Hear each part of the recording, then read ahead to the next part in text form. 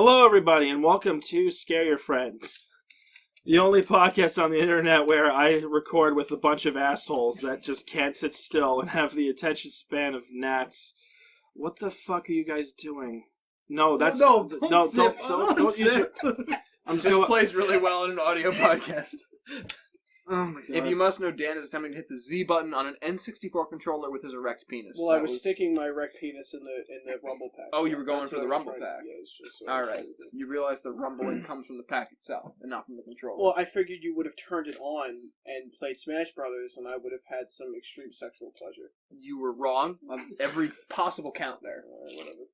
Are we supposed to be reading a story today? Are you recording right now? I think. We could talk about N64. Is your erect penis involved with the story? I mean, it's possible. All right, Dan. Now I have to ask, based on what you just described, to me, in those terms, what's your favorite console? For fuckability, is that what we're building to? I mean, In terms of fuckability, I would say. The GameCube's pretty durable. Alright, but wait a minute. No. Unless you're sticking it up your ass, I don't get where you're going with What it. the fuck is happening? Where does your penis go in a GameCube? John, what story are we reading today? We're reading part 2 of that thing we were talking about. The thing we started reading a month and a half ago. He likes the smaller discs. That's we do not have time. The thing we are reading today is more than 15,000 words long. Woo. So it's going to be long. In comparison, the first 3 stories were 9,000 words long. And that took an hour and a half. Not to mention, I have to tell you guys what this thing is after we're done. So the fact that so you decide, guys. You want to keep hearing about It's Nintendo? As long as we want it to be. All right. So last time we were discussing a certain story that may be a story, maybe it's real, and I just kind of rewrote it a little bit. I would just like to point out you do not introduce us. I'm so sorry, Dan. I'm so sorry. Because my podcast was hijacked by a bunch of hooligans. Yeah, well, They wanted to fuck an N64 controller. You can't blame them. You're not helping me, Dylan. You need to be a professional. Dylan, that's all. You were the only positive light so far. Wow. You've been the only one, and because you two. It's a new year. I mean, endless possibilities. Well, John, I've had the will to rise above haters. Then you just lost it. All right. I'd like to point out also that Dylan actually now has a smartphone, so he can actually read stories in crystal clear quality now. Oh my god! Oh my god! Dylan's taking a time machine back to 2007. All right, okay, okay, guys, stop. Okay, we gotta go through this. Okay, so last time we read 3 stories from this bigger thing. It could be a creepypasta. It could be a real thing that happened that I sort of rewrote a little bit, just to make it seem more like a story. You have to decide what it is. Right. Last time we were with Nate. Unfortunately, he's not here today. But quite frankly, it's been a month since we recorded part 1, and I gotta get part 2 out so that I can get part 1 out. So there you go. You could have brought part 1 Well, because then I have to say what the title of the thing is. I still have yet to tell you what this is actually all called. Sneaky and look at it ourselves. Yeah. Mysterious. I've learned to never do this. Dan will listen to it while slowly jerking off. What the hell is with people? Fucking N64 controller, thank you. Alright, well, either way. And then GameCube. So last time we read 3 stories called Footsteps, Balloons, and Boxes. So what was your guys' opinions after reading it last time? I think everyone, including Nate, was in conclusion that so far you think it's a pasta. The verdict's still out on that. I think just in terms of storytelling, I think the story is probably the most interesting we've read so far, and I'm definitely compelled to keep reading it. And I think part of that is the mystery of if it's a creepypasta or not, but I think also part of it's just incredibly well written, and it's very creepy. Is it possible that, it was real, but someone else wrote it as a creepypasta? Like the smiling man? Not like it was in say, a news... No, I'm saying, say, because John's presented the 2 alternatives, either it's a pasta, or it's real, and he edited it. I'm asking... Like the smiling man. If it's possible that it was real and someone else edited it. I would have edited it. Are you saying that? A little too complicated? Are you saying that? I mean, it's possible if let's say this is a story. I guess it's possible if the author heard about something and then, based on what he heard, wrote a story about said thing, maybe inspired by it. Like Brad and I did the whole Okay, I'll say it's a pasta then. Okay. Now what are you doing? I mean, we were halfway through it. I mean, in my opinion, it's either or at this point. I can't really make my judgment. But so far, everyone here likes it. Is what it's yes, it's very good. It's swell. Just hope it doesn't veer off into far fucking left field by the end. Well, let's see and we what find happens. out there's an environmentalist underground who's going to purge the earth. Yeah, Because remember yeah. we read that story? Oh no! I don't even remember the name. White Christmas, bud. Thanks. I wish I had It all remembered. might have been a dream. Okay, so let's not waste any time. Again, this is The next one's called Maps. What a fucking asshole! I could be a host. I got it. John is just real unhappy right now for all those at home. You can't be a podcast host, and I'll tell you why. Because every single time we start one of these, you do something that only I can see. They can't see you. Get it through your fucking No, I head. know. I'm doing it for you. William, in fact, is doing it as Fred Durst, greatest lyricist of our time, refers to it as the no-key. You just lost us all of our subscribers. Just saying that. Whatever. Nah, you can definitely drop in a classy Fred Durst reference. I don't understand. All right, Dan, how about you start reading it? Absolutely, John, I would fucking love to. Wait, what's I the remember title? an event from my childhood that I always took as odd, but never considered it to be related to any of these stories. I know now that it is. There you go. It's funny how memories work. The details will all be present in your mind, though scattered. I'm reading, Jonathan. I'm sorry, I have a cough. Scattered in I've disarray, been sick. and then a single thought can stitch them back together almost instantly.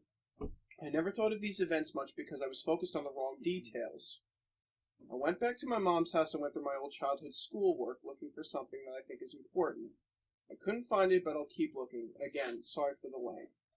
See, even just going in at the beginning of these, again, they're well written, and I like the idea, because we talked about this in other podcasts, we don't like child narrators, or some of us don't like child narrators, because their memory isn't whatever, and this guy's straight up saying, I'm remembering things, but I'm remembering the wrong That's parts interesting. of things. We've read two stories that I think you liked, that had child. One was Mr. Widemouth, and the other one, Mr. Widemouth was an older man who was talking about Who when was he was a kid. recalling, and Whimsy Woods was too, but the thing we didn't like about Whimsy Woods wasn't as concise. Well, the one that I was going to bring up was that had a child narrator who was in school, and I think this was Dylan's favorite story. This was a string theory. Yes. Yes.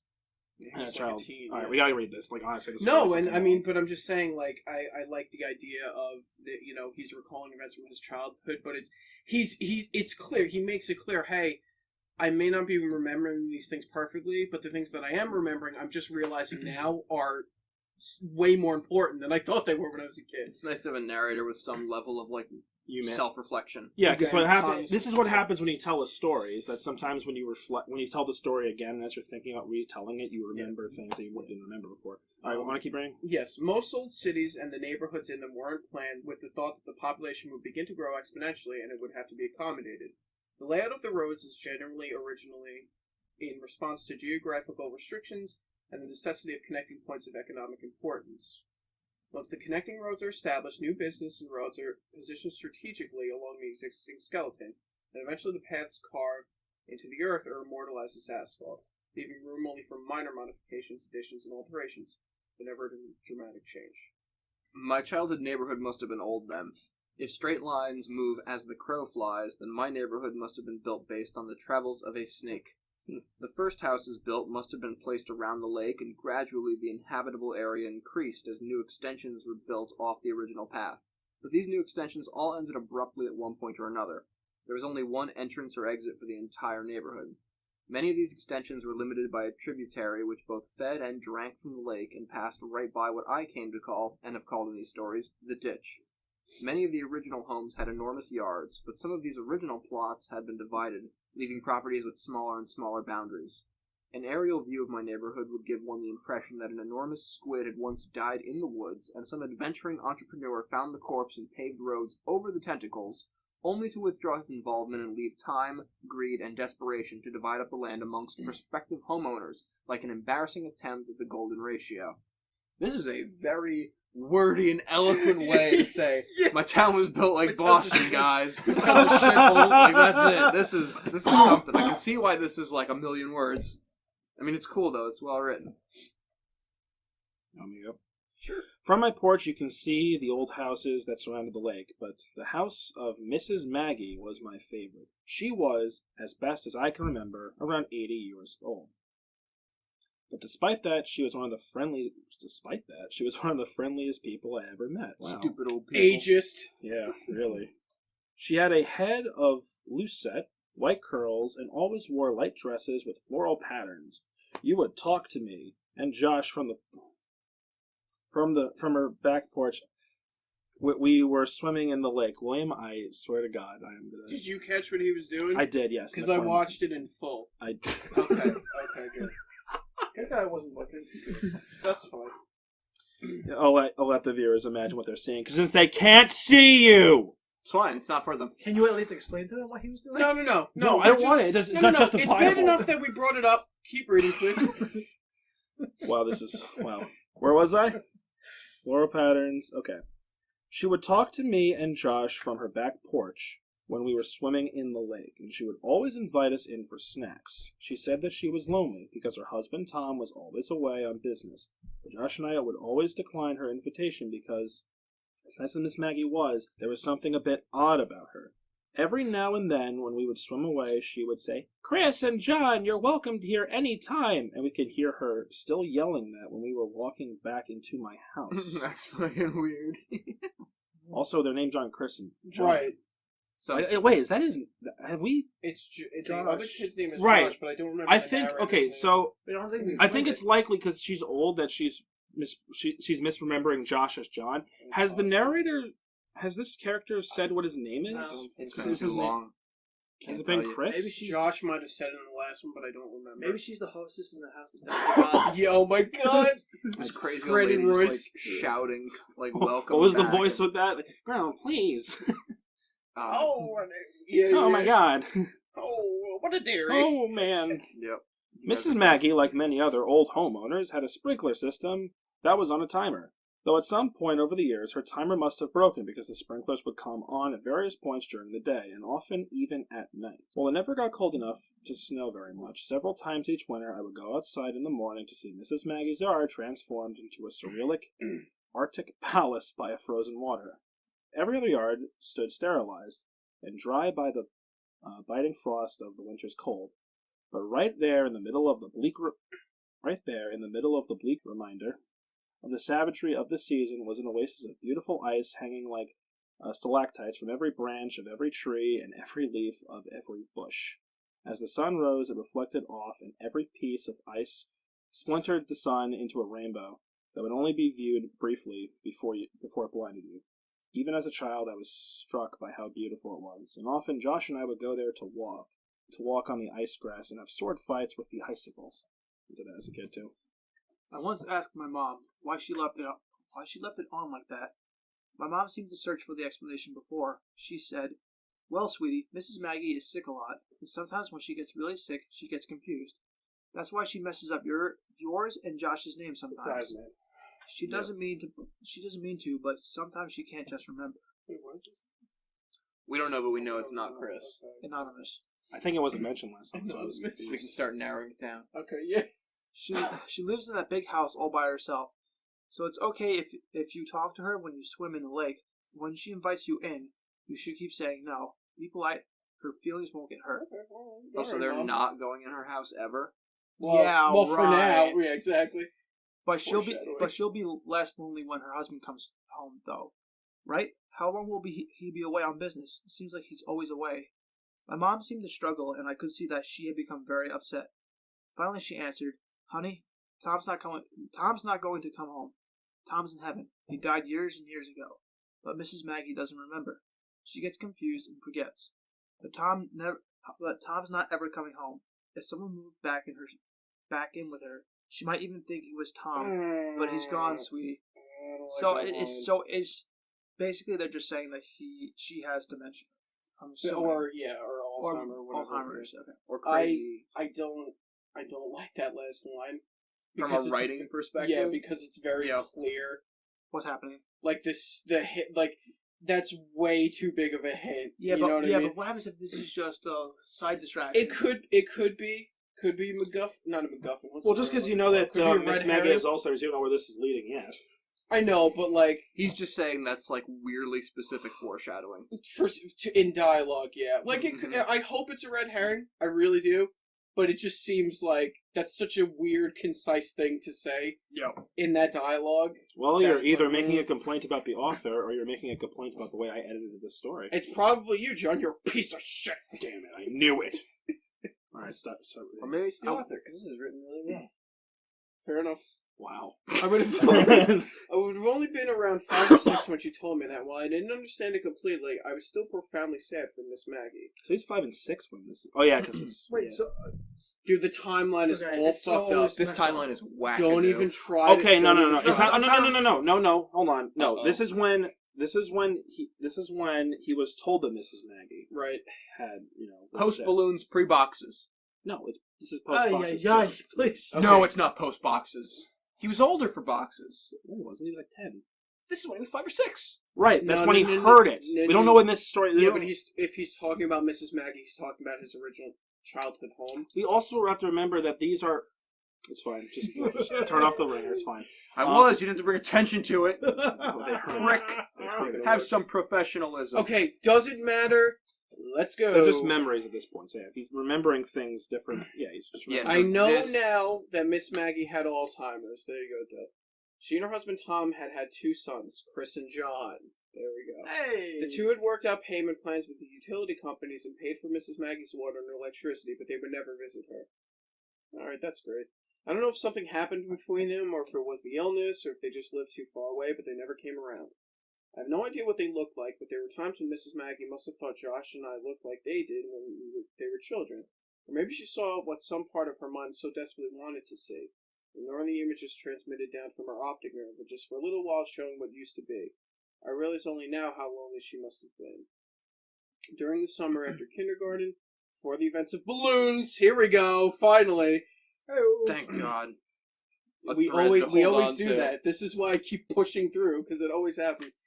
Josh and I had taken to exploring the woods near my house, as well as the tributary of the lake. We knew that the woods between our houses were connected, and we thought it would be neat if the lake near my house was somehow connected with the creek around his. So we resolved ourselves to find out. We were going to make maps. Oh, this is a bad idea. That's the name of the show. The He said plan, it. He said it. the plan was to make 2 separate maps and then combine them. We would make one map exploring the area around the creek near his house, and make another following the outflow from my lake. Originally, we were going to make one map, but we realized that was impossible, since I'd started drawing the map of my area so huge that the route from his house wouldn't have been to scale. We kept the map from the lake at my house, and the map from the creek at his house, and we would add to each when we stayed the night with each other. This is like when you play Minecraft with people. Yeah, literally. And, the like first you're on thing I thought of. opposite ends, and you have to like try to merge them. John, give me your map, quick. Yeah. For the first couple weeks, it went really well. We would walk through the woods along the water and pause every couple minutes to add to the map, and it seemed like the 2 maps would come together any day.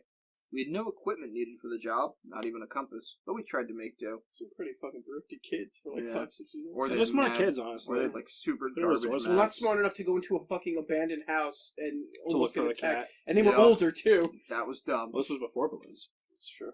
We had the idea to impale the earth with a stick when we reached the end of a venture, so that if we came upon the stick from the other direction the next weekend, we would know we had joined the maps. We might have been the world's worst cartographers. Eventually, however, the woods became too thick near the water coming from the lake, and we were unable to proceed further. We lost interest in the whole project for a bit, and reduced our exploration significantly, though not completely, when we started selling snow cones.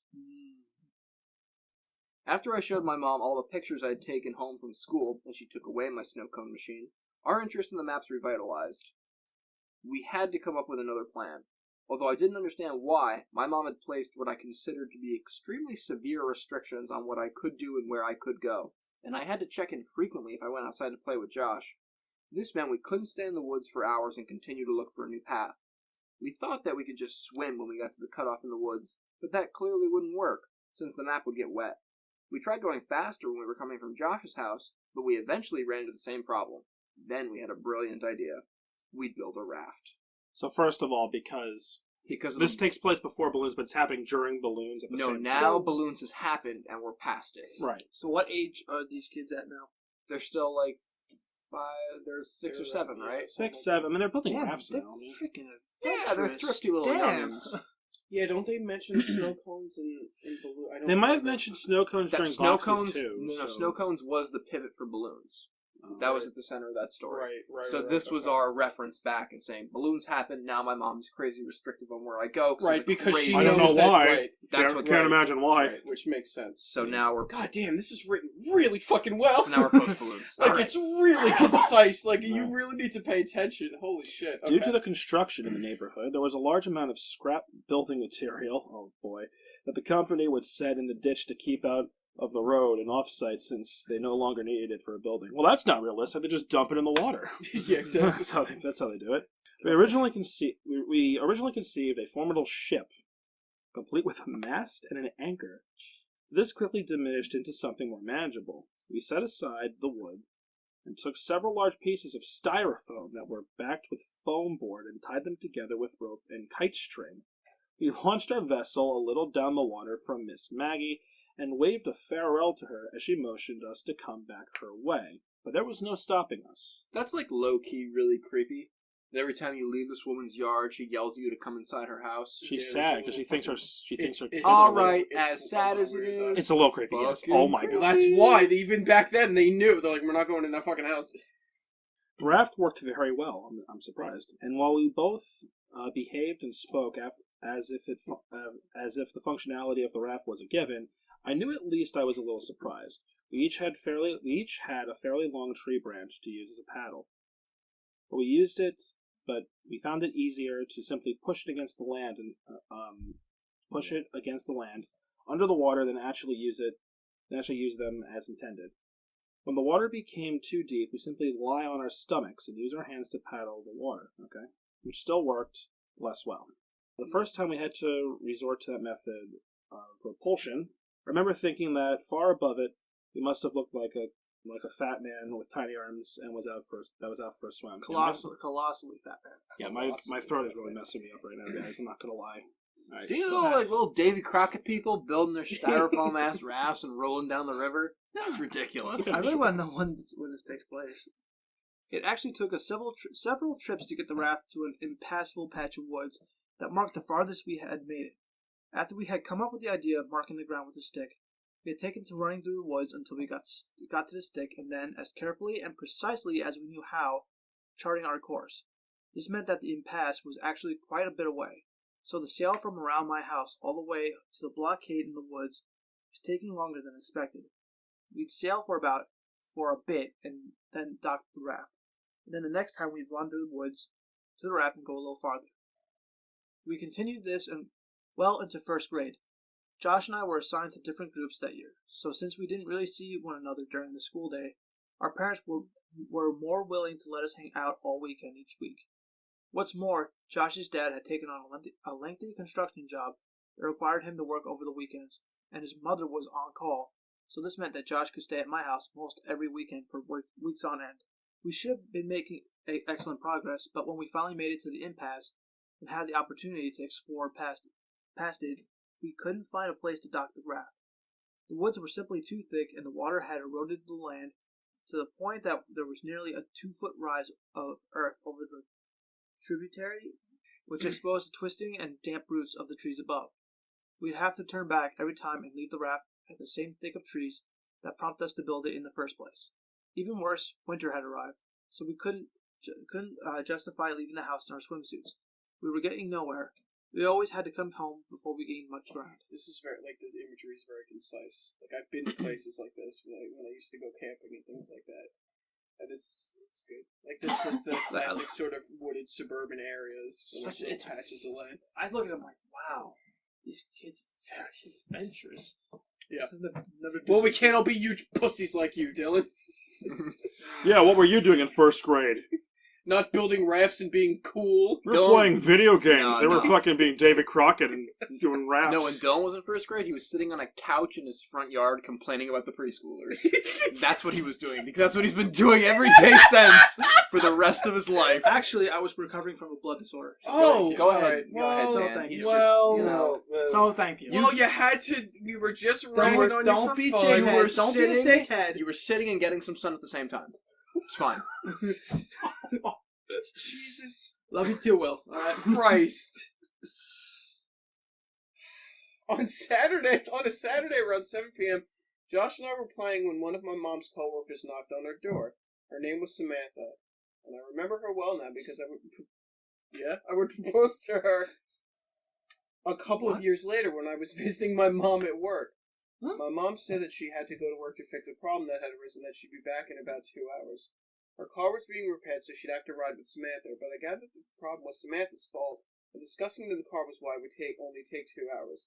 She said that under no circumstances were we to leave the house or open the door for anyone.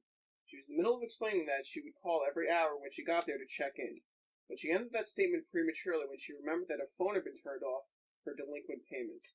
This is why Samantha had come by unannounced. She looked me dead in the eyes as she was closing the door and said, "Stay put." Wow. This was our chance. We watched her drive down the serpentine road toward the exit, and as soon as the car rounded the last visible bend, we ran back to my room. I dumped my backpack out while Josh grabbed the map. "Hey, do you have a flashlight?" Josh chimed in. "No, but we'll be back way before dark." I was just thinking just in case we should have one. My mom has one, but I don't know where she keeps it. Wait! I ran into my closet and pulled a box down from the top shelf. "You have a flashlight in there?" Josh said. Oh, no. Not exactly. No. The I cat? opened the box and revealed 3 Roman Are candles you kidding me? that had been taken from the pile that my mother had amassed for the 4th of July that past summer, along with the lighter that I had managed to take from her some months before. This would ensure that we at least had some light if we needed it. It was a little bit before I had been given an opportunity to be afraid of the woods at night, so it wasn't fear that motivated our search for the light source, only practicality. We threw it all in the backpack and bolted out the back door, making sure to close it so boxes wouldn't get out. We had 1 hour and 50 minutes. I You wanna know, know this what- thing is, I just want to say that this story is so incredibly long that there's just, and because I edited this thing like weeks in advance of like the first part, You I just forget. I forgot about the Roman candles. Yeah. I've completely forgotten half of the story. Good. I want to know what So, school like, these kids went Which is to. weird because like spoiler, I did go through and edit a little bit of it. I won't say why I did this. Because suppose this was, well, I'm not gonna get into it right now, but like You're kind of... We Kinda ran leaving through us the on. woods as fast as we could and made it to the raft in about 15 minutes. We had our bathing suits on under our clothes, so we stripped off our shirts and shorts and left them in 2 separate piles about 4 feet from the edge of the water. We untied the raft from the tree, grabbed our branch paddles, and cast why off. not take your clothes with you? I mean, I guess They're kids, for they're God's busting sake. out, dude. Gotta be free. Dude, Huck Finn and Tom on Huck, the river. Finn, that's all you need. Yep. We tried to move rapidly to reach a point beyond the contents of our ever-expanding map, as we didn't have time to waste seeing old sights. We knew that we were slower in the raft than on land, and that we would be in the raft for quite a while after the cutoff, since the woods were too thick to walk through and there wasn't a place to dock. This meant we'd have to ride the raft back to the original docking site, even if we found a new place to dock it further ahead. After we passed the last charted part of our map, the water began to get really deep, and eventually we could no longer touch the bottom with our tree branches, so we lay on our stomachs and paddled with our hands. It was getting darker, and as a result, it was becoming harder to distinguish the trees from one another, and we were both becoming slightly unnerved. In the interest of making good time, we were paddling fast with our arms, but this caused a lot of noise as our hands repeatedly confronted and then broke through the water's surface tension. During these periods, we could both hear the crunching of dead leaves and the snapping of fallen sticks in the woods to our right. Fuck! As we would slow our pace and quiet our actions, the rustling in the woods would cease, Oh! and we began to wonder if it was really ever there at all. We didn't know what kind of animals resided this far into the woods, but we did know we didn't wish to find out. those animals have cameras. Fuck! As Josh amended the map, I was illuminating with the lighter. We were suddenly confronted with the fact that the sounds were not imagined. Rapidly and rhythmically, we heard crunch, snap, crunch. Oh boy! It seemed to be moving slightly away from us, pushing through the woods just beyond our map. It had become too dark to see. We had misjudged how long the sun would linger. Nervously, I called out. Hello? There was a brief moment of breathless tension where we lay static in the water. This silence was suddenly broken by laughter. Hello? Josh crackled. Well, no, I think Josh. Oh, Josh is laughing. Oh my god. That would be pushing. Josh is laughing at him for saying hello. Like it's a nervous laugh. Yeah, that. It's okay, not like that he was, said hello and then like Joker from like because the I would shit. jump ship. I would jump ship and just drown. At that point, I would drown myself voluntarily. Hello, Josh cackled. So what?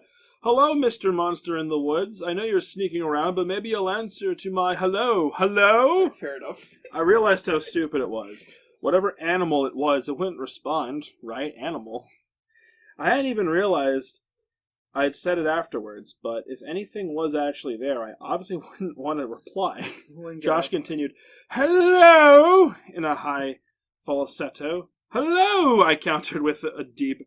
Oh, deep. Hello! I countered with a deep baritone as I can manage. Hello there, mate! Hello, beep, boop. Hey! We continued mocking each other, and we're in the process of turning the raft around to head back when we heard, hello? Fuck! I am the Lorax. I speak for the trees. Fuck! Like, that's it! That's all you needed. That is all you fucking needed. The story ended right there. Oh, boy. No. It whispered and forced. It was whispered and forced, as if it was powered by the last breath in a pair of deflating lungs. Adele? But it didn't... 2 shots fired. Damn. I mean, what did Just completely destroy any fucking tension. What did she ever do to you? Listen. She said hello. No, listen. Listen. Okay? I really, really enjoyed that joke because I thought you were making fun of how Adele sang, and I realized that clearly you're not as brilliant as I thought. Yeah, However, me too. still good joke, but you still broke the fucking tension. Come on, man. God damn it. Okay. But it didn't... Okay, so it was powered breath, pair of deflated lungs, but it didn't sound sickly. It had come from the spot just off the map, which now sat behind us since we had turned the raft around. So now, wherever this voice is coming from, it's behind, because they turned the raft around. So they were going to head to this. We slowly shifted on the raft and faced the direction of the sound as I fumbled with the Roman candle. I wanted to see. What are you doing? Josh asked. But I had already lit it. As the sparking fuse sunk into the wrapper, I held it toward the sky. I had never actually shot one of these myself and thought to just use it like a flare in the movies. You spelled that right. A glowing green orb rocketed out toward the stars and then quickly extinguished. I lowered my arm more toward the horizon. I could remember that there were several colors, but I couldn't remember how many times one of these fired before being depleted. A second ball of red light burst out and fizzled above the trees, but I still saw nothing. Let's just go, man, Josh pressed, as he turned to face the direction back home and began paddling desperately. Just one more. Lowering my arm directly at the woods in front of me, another red ball was launched from the tube.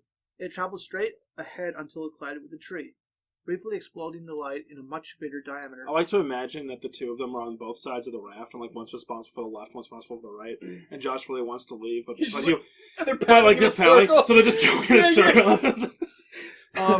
Again, like, this story, it's Who so do you good. agree with right now? I'm agreeing with Josh right now. I'm going to agree Yes. with Josh. I just want to say that this is by far the most well-written story. Hey, look, we've when read. the Ents break cover, you want to see it. Yeah.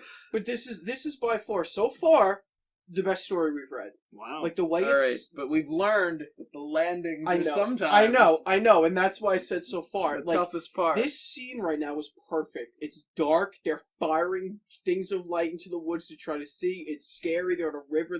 The setup is fucking excellent. Anyway. I mean, it's no house that death forgot, but it's solid. That's what I'll say. Still nothing. I dropped the firework in the water and watched as one more struggling fireball burst free only to quickly die, suffocated by the water. As we began paddling in the direction toward my house, we heard a loud and unconcealed rustling in the woods. The breaking of branches and the trampling of fallen leaves overpowered the sound of our splashing. It was running. In our panic, we jostled the raft too violently, and I felt one of the ropes under my chest loosen. Josh, be careful! But it was too late. Our raft was breaking. Before too long, it had completely fallen apart. We each held onto a separate piece of styrofoam, but the pieces weren't big enough to keep us completely afloat. and our legs dangled beneath us in the winter water. Oh, jeez. Josh, quick! I yelled as I pointed at the water right next to him. He scrambled. It was too cold to move quickly, and we both watched as the map floated away. I'm cold, man. Josh shuddered dejectedly. Let's get out of the water. God, what do you do? We approached the shore, but each time we attempted Jack. to pull ourselves up, we'd hear the frantic rustling thundering towards us from the woods above. Ooh, eventually we were too cold and too weak to even try anymore. Steadily we kicked our legs and found ourselves nearing the dock site. We toppled off the debris and tried to pull it up land, but Josh's piece slipped away and floated in the direction of the lake. We took off our swimsuits and were desperate to get into dry clothes to shield us from the biting chill of the air. I slid my shorts, but something was wrong. I turned to Josh. "Where's my shirt, man?" He shrugged and suggested maybe it got knocked in the water and floated into the lake. I told Josh to go back to my house and to say that we were playing hide and seek if my mom was home. I had to try. Is this kid out of his fucking mind? I tried to find my shirt. I'm gonna die for that shirt, man. I ran behind this my lucky shirt. I ran behind the houses and peered out over the water and scouted along the shoreline. It occurred to me that with any luck, maybe I could find the map too. Okay, I was moving pretty fast. I'm not liking this because I needed to get home, and I was about to give up when my concentration was interrupted by sound coming from just behind me. Hello? I whipped around. It was Mrs. Maggie. I had never seen her at night before, and in this poor light she looked exceedingly frail. The usual warmth that wrapped her manner seemed to have been snuffed out by the chill. I couldn't remember ever seeing her without a smile, and her face looked so strange. "Hello, Mrs. Maggie." "Oh, hi, Chris." The warmth in the smile had returned, even if her memories are not. "I couldn't see it was you in the dark there." Jokingly, I asked her if she was going to invite me in for a snack, but she said maybe another time. I was too busy looking for my map and the shirt to really engage her, but she sounded happy, so I didn't feel bad. She said a couple other things, but I was too distracted to pay attention. I said goodnight and ran down her driveway toward my house. Behind me, I could hear her walking across the frozen yard, but I didn't turn around to wave. I had to get home. I made it home a couple minutes before my mom did, and by the time she came in, Josh and I had already changed clothes and warmed up. These kids have hypothermia, right? Probably. What the fuck? Probably. They just swam for an extended period of time Well, in a lake in December. We'll And figure it Jack out. died. Maybe the next story is called hypothermia. It's know. like how I lost my legs. Okay, whatever. It's fine. Couldn't find it? Nah, but I saw Mrs. Maggie. She called me Chris again. And I'm telling you, dude, just be glad you've never seen her at night. We both laughed, and he asked me if she invited me in for a snack, joking that the snacks must be terrible, since she couldn't even give them away. I told him she didn't, and he was surprised, and now that I had time to think about it, so was I. Literally every time we had seen her, she invited us in for snacks, and here I had, albeit sarcastically, invited myself, and she said no. As Josh talked more about Ms. Maggie, I suddenly realized the lighter might still be in my pocket, and it would be disastrous for my mom to find. I grabbed the shorts off the floor and patted my pockets. I felt something, but it wasn't the lighter. From my back pocket, I slid out a folded piece of paper, and my heart leapt. The map, I thought, but I watched it float away. As I unfolded the paper, my stomach turned as I tried to understand what I was seeing. Drawn on the paper inside of a large oval were two stick figures holding hands. One was much bigger than the other, but neither had faces.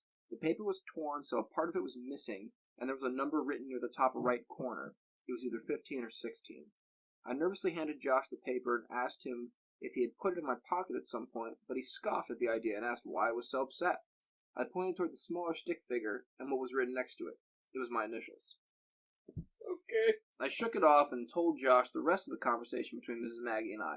I had always attributed the odd exchange to her being sick, until revisiting the events in my mind all these years later. As I think about it now, the feeling of profound sadness for Mrs. Maggie returns, but it is augmented by a looming feeling of despair when I think about why she said, maybe another time. I knew what she had said, but I didn't understand what it meant that night. I didn't understand what her words had meant weeks later when I watched men in strange orange biohazard suits carry what I thought were black bags full of garbage out of her house, or why the whole neighborhood smelled like death that day.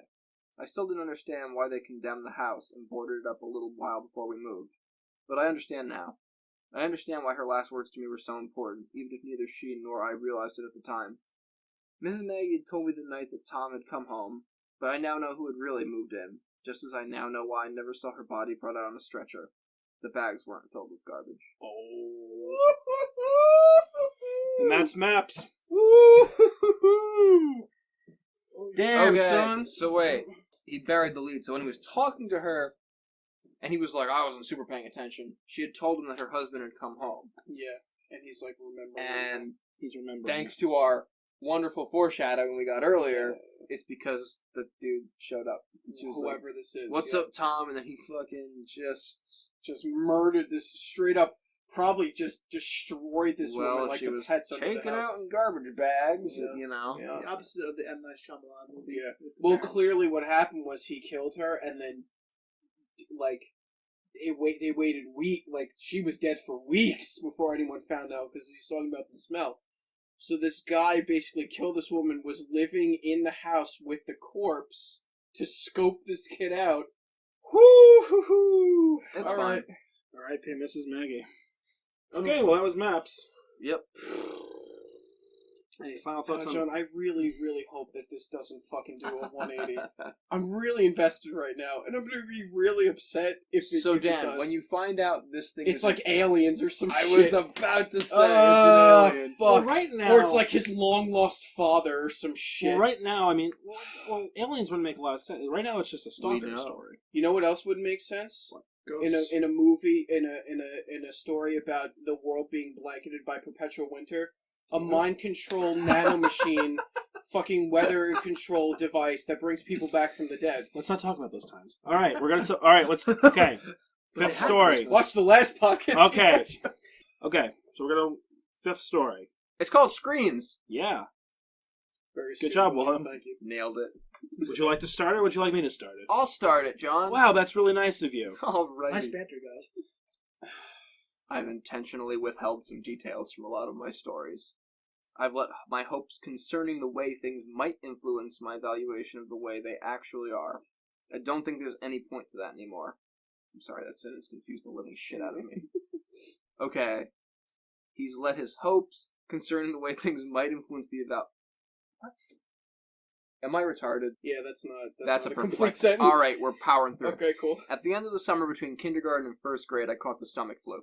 This has all of the components of the regular flu. However, with the stomach flu, you throw up in a bucket, and not the toilet because you're sitting on it. Sickness gets purged from both ends. This lasted for about 10 days. Jesus Christ. But just before it had passed, the sickness was granted an extension in the form of pink eye. God. My eyelids were fused together by dried mucus generated during the night. That the first day I awoke with the infection, I thought I'd gone blind. When I started first grade, I had a kink in my neck from 10 days of bed rest and 2 swollen, bloodshot eyes. Josh was in another group and didn't have my lunch, so in a cafeteria bursting with 200 kids, I had a table to myself. I started keeping spare food in my backpack that I would take to the bathroom to eat after lunch, since my school meals were usually confiscated by older kids who knew I wouldn't stand up to them, since no one would stand with me.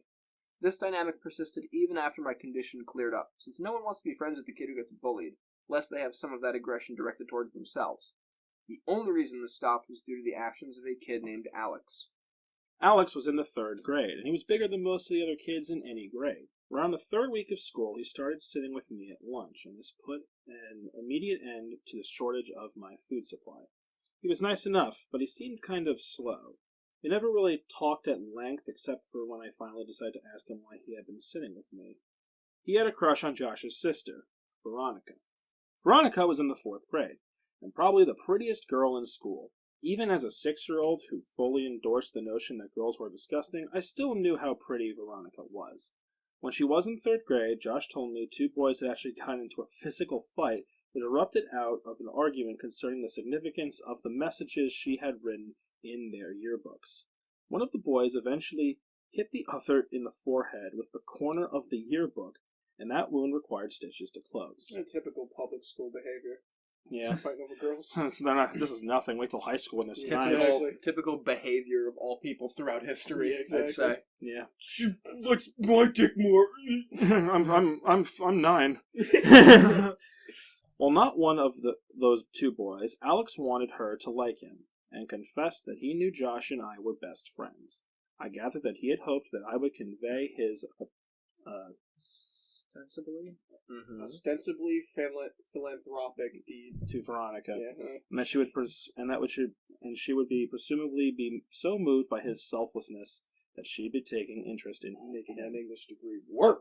I told her that I would continue to sit with me as long as I needed him to. You know My what? throat is like literally closing No, on it's me. fine. I literally, You I know cannot speak. You know what's great? At least this Alex kid was straight up front, like, "Hey, I'm hanging out with you because you're best friends with this dude's sister that I really like. So maybe you could help a brother out." Yeah, he showed. He was like, "Don't get it twisted. I'm he here was to straight bang." up- The elementary school bros before hoes. Yeah, we'll bang. Okay, I'm But doing it's this. not though. It's the opposite. It's What do direction. you not, though. say in 4th grade? It's like I'm doing this for holding hands. Yeah. Actually, the accuracy Well, would that's be how you get pregnant. bros Don't to you? get Oh my hoes. God. Bros together. Yeah, bros to get You hoes. can spread diseases by holding hands. That's true. Cooties. That's true. Mm.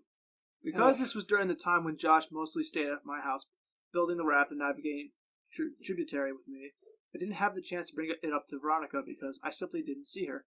I told Josh about it, and he made fun of Alex, but said that he would tell his sister since I wanted him to. I doubt that he would. Josh was annoyed that people seemed to be so taken with his sister. I remember him calling her an ugly crow. I never said anything to Josh, but I remember wanting to say, even then, that she was pretty and would one day be beautiful. I was right. When I was 15, I was seeing a movie at a place my friends and I had come to call the Dirt Theater. It was probably nice at some point, but time and neglect had weathered the place severely. This theater had movable tables and chairs on a level floor, so when the theater was full, there was very few places you could sit and see the whole screen. The theater was still open, I imagine for 3 reasons. It was cheap to see a movie there, they showed a different cult movie twice a month at midnight, and they sold beer to underage kids during the midnight showings. I went for the first 2, and that night they were showing Scanners by David Cronenberg for $1. Oh, that's a good movie. My friends and I were sitting in the very back. I wanted to sit closer to the front for a better view, but Ryan had driven us, so I relented. A couple minutes before the movie started, a group of girls walked in. They were all pretty attractive, but whatever beauty they might have had was eclipsed by the girl with the dirty blonde hair.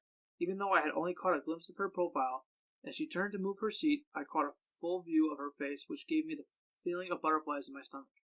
It was Veronica. I hadn't seen her in a long time. Josh and I saw progressively less of one another after we snuck out to my old house that night, when we were 10. And usually when I visit him, she'd be out of the friends. Wait, I'm a little confused with that. By what? She said he was 10. No. Or boxes. When they were 10. That was boxes. Okay. He's saying that him and Josh kind of stopped seeing each other as much once they were 10. I would Started imagine dating. something horrific Okay, like that would kind of Because I was like, friendship. Well, not even that. It's the more- timeline. It's like jumping around. Like I'm 5, Oh, yeah, I'm 10, I'm they're 15, getting I'm they're getting 13. older. So Yeah, they're getting older. And Okay. they're probably going to different Okay. schools. Yeah, that's what was just confusing to me. Right. All right. So when I visit him, she'd be out with friends. While everyone stared at the screen, I stared at Veronica, only looking away when the feeling that I was being a creep overcame me. But that feeling would quickly subside, and my eyes would return to her. Creep. She really was beautiful, just like I had thought she'd be when I was a kid. When the credits start to roll, well, stop it. I can see that. When the credits start to roll, my friends got up and left. There was only one exit, and they didn't want to be trapped, waiting for the crowd to clear. I lingered in hopes of catching Veronica's attention. As she and her friends walked by, I took a chance. I'm proving my point. Hey, Veronica. She turned toward me, looking a little startled. Yeah? I got out of my seat and stepped a little into the light coming through the open door. It's me, Josh's old friend from way back. How have you been? Oh my God! Hey, it's been so long. All right, hold on. We still don't get a This fucking kid's name. I know. He won't introduce Same himself. thing. What the fuck? It's Hey, it's me, your brother's friend and secret silent narrator. Maybe man. I'm sure maybe he did give his name, but he's not because who knows? Maybe this creepy dude's still trying to find him. You don't know. This is okay. Whatever. Maybe he's Patrick Wilson from the city. That's annoying.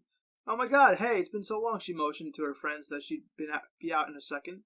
Yeah, a few years at least. Not since the last time I stayed over with Josh. How is he anyway? Oh, that's right. I remember all you guys games. Do you still play Ninja Turtles with your friends? She laughed a little and I blushed. No, I'm not a kid anymore. Me and my friends play X-Men now. I was really hoping she'd laugh. She did. Haha, you're cute. Do you come to these movies every time? This kid's fucking swag. This guy fucks. Swag. I was still reeling from what she said. Does she really think I'm cute? Did she just mean I was funny? Does she think I'm attractive? Maybe he doesn't fuck. Oh, young and in love. I suddenly realized that she had asked me a question and my mind grasped for what it was. Yeah, I said too loudly. Yeah, I try to anyway. What about you? I come up every now and then. My boyfriend didn't like these Shut movies. down! No, wait. Finish the Wait, sentence. but we just broke up, so I plan on... Whoa! Sorry, I spoke too soon. We're still alive, boys. I was trying to be... That is, by the way, that sentence, when you hear that, is like, oh, Yes! Exactly. Oh, that's a bimmer. Yeah, okay, Yeah, I'm back in.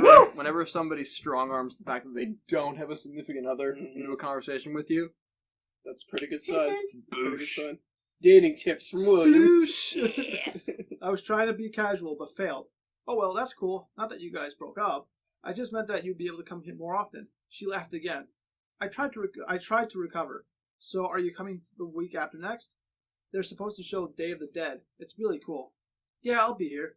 She smiled, and I was about to suggest that maybe we could sit together when she quickly closed the space between us and hugged me. It was really good to see you, she said with her arms around me. I was trying to think of what to say when I realized the biggest problem was that I had forgotten how to talk. Luckily, Ryan, who I could hear approaching from the hallway, came in and spoke for me. Dude, you know the movie's over, right? Let's get the fuck out of... Oh, yeah! Oh, yeah!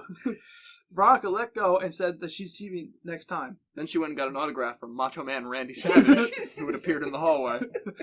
She was played out of the room by the porn music Oh. Ryan was making with his mouth. That would, if we knew each other in high school, this would be our situation right now. I would be that asshole. I was furious, but it dissipated as soon as I heard Veronica laughing in the lobby. Day of the Dead couldn't come soon enough. Ryan's family was going out of town, so he wouldn't be able to drive us, and the other kids I was with that night didn't have cars. A couple of days before the movie, I asked my mom if she could take me. She responded almost immediately by denying my request. I persisted, and she picked up on the desperation in my voice. She asked why I wanted to go so bad since I'd seen the movie before, and I hesitated before saying that I was hoping to see a girl there.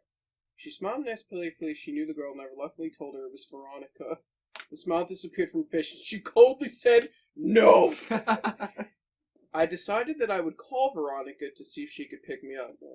This guy's losing points real fast. That is not even an option. I had He's no slowly idea. getting the friend You zone. swallow your pride, you fucking walk, you take a bike. I had no idea if she still lived at home, but it was worth a try. Nope, she's 15. But then I realized, well, this is clear like in the 80s or some shit where you could do that. But then I realized that Josh might answer. I hadn't talked to him in almost 3 years, and if he answered, I obviously couldn't ask to talk to his sister. Fair enough. I felt guilty for calling to speak with Veronica, but not Josh, but I dismissed that feeling quickly. Josh hadn't called me in years either. So I picked up the phone and I dialed the number that was still embedded in my muscle memory from having dialed it so often all those years ago. It rang several times before someone picked up. It wasn't Josh. I felt a mixture of both relief and disappointment.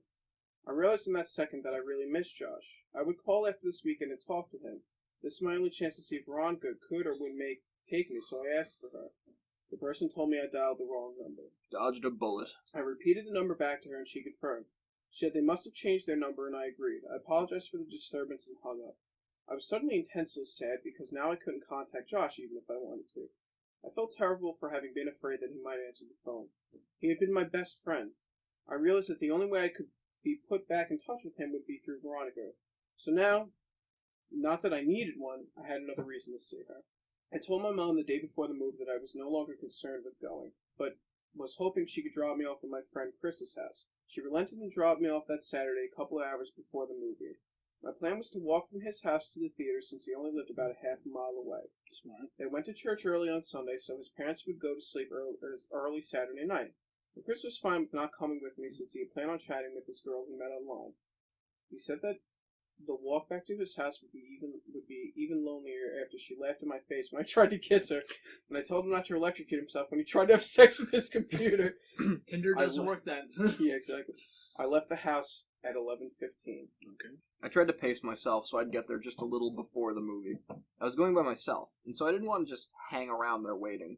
On the way to the theater, I figured that if Veronica showed up at all, it would be too lucky for us to arrive at the same time, so I debated whether I should wait outside or just go in.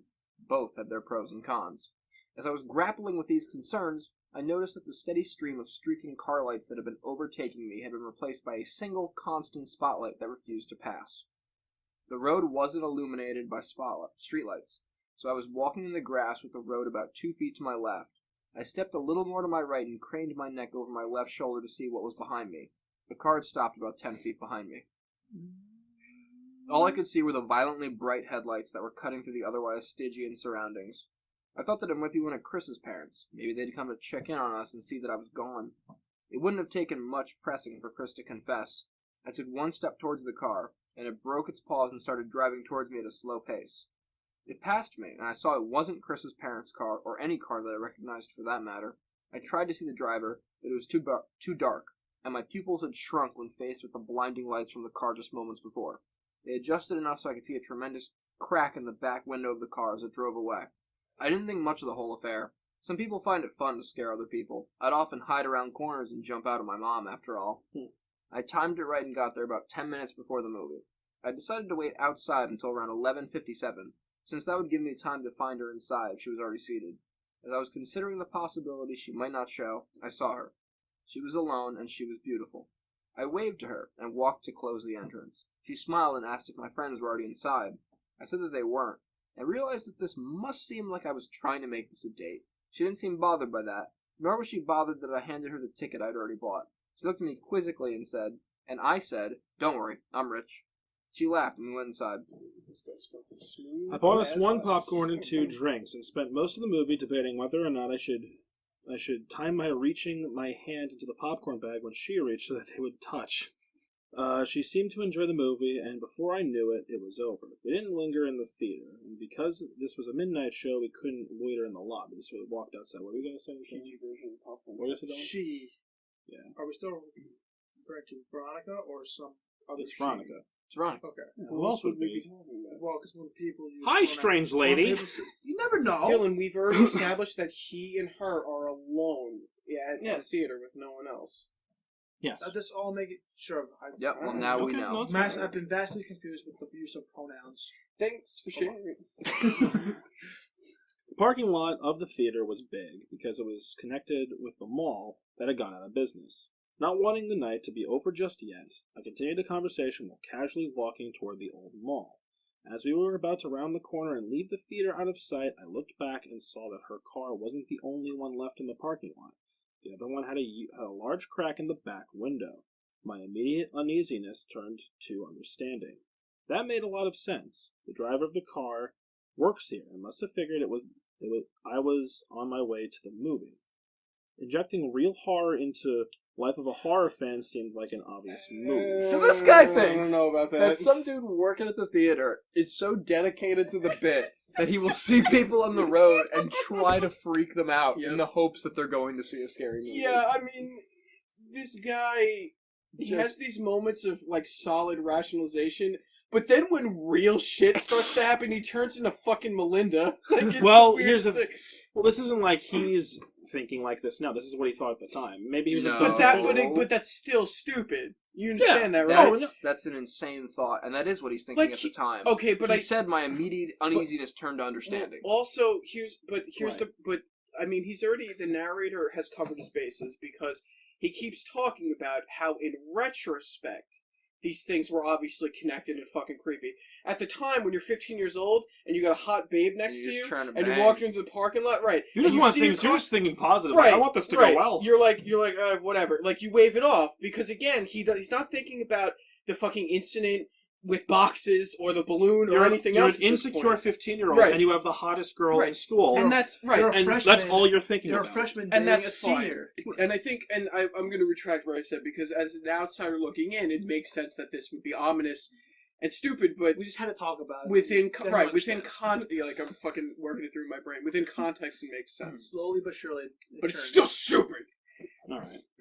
We walked around the mall and talked about the movie. I told her that I thought Day of the Dead was better than Dawn of the Dead, and she refused to agree. Don't bother. Waste your time. Walk away. How can you be so objectively wrong? Everybody about knows movies? that the best zombie movie is the remake of Dawn of the Dead by the greatest director of all time, Zack Snyder. We're gonna put a fucking pin in that. All right, sir. Not here, not now, but someday. Oh, is that with like the Metal Gear conversation we haven't right before? Yeah, the podcast? we'll lead with Metal Gear and we'll roll into this bullshit. You might want to record that. For power through it, posterity's John. sake. This is we can't do this. I told her We'll be here all night. I told her of when I called her old number and about my dilemma about who would answer the phone. She didn't find it as funny as I now did, but she took my phone and put her number in it. She commented that it might be the worst cell phone she had ever seen. Her evaluation wasn't Rescinded. when I told her I couldn't even receive pictures on it. I called her so she'd have my number, and she programmed it in. She told me that she was graduating, but she hadn't done well in school so far that year, so she wasn't sure if she'd even get into college.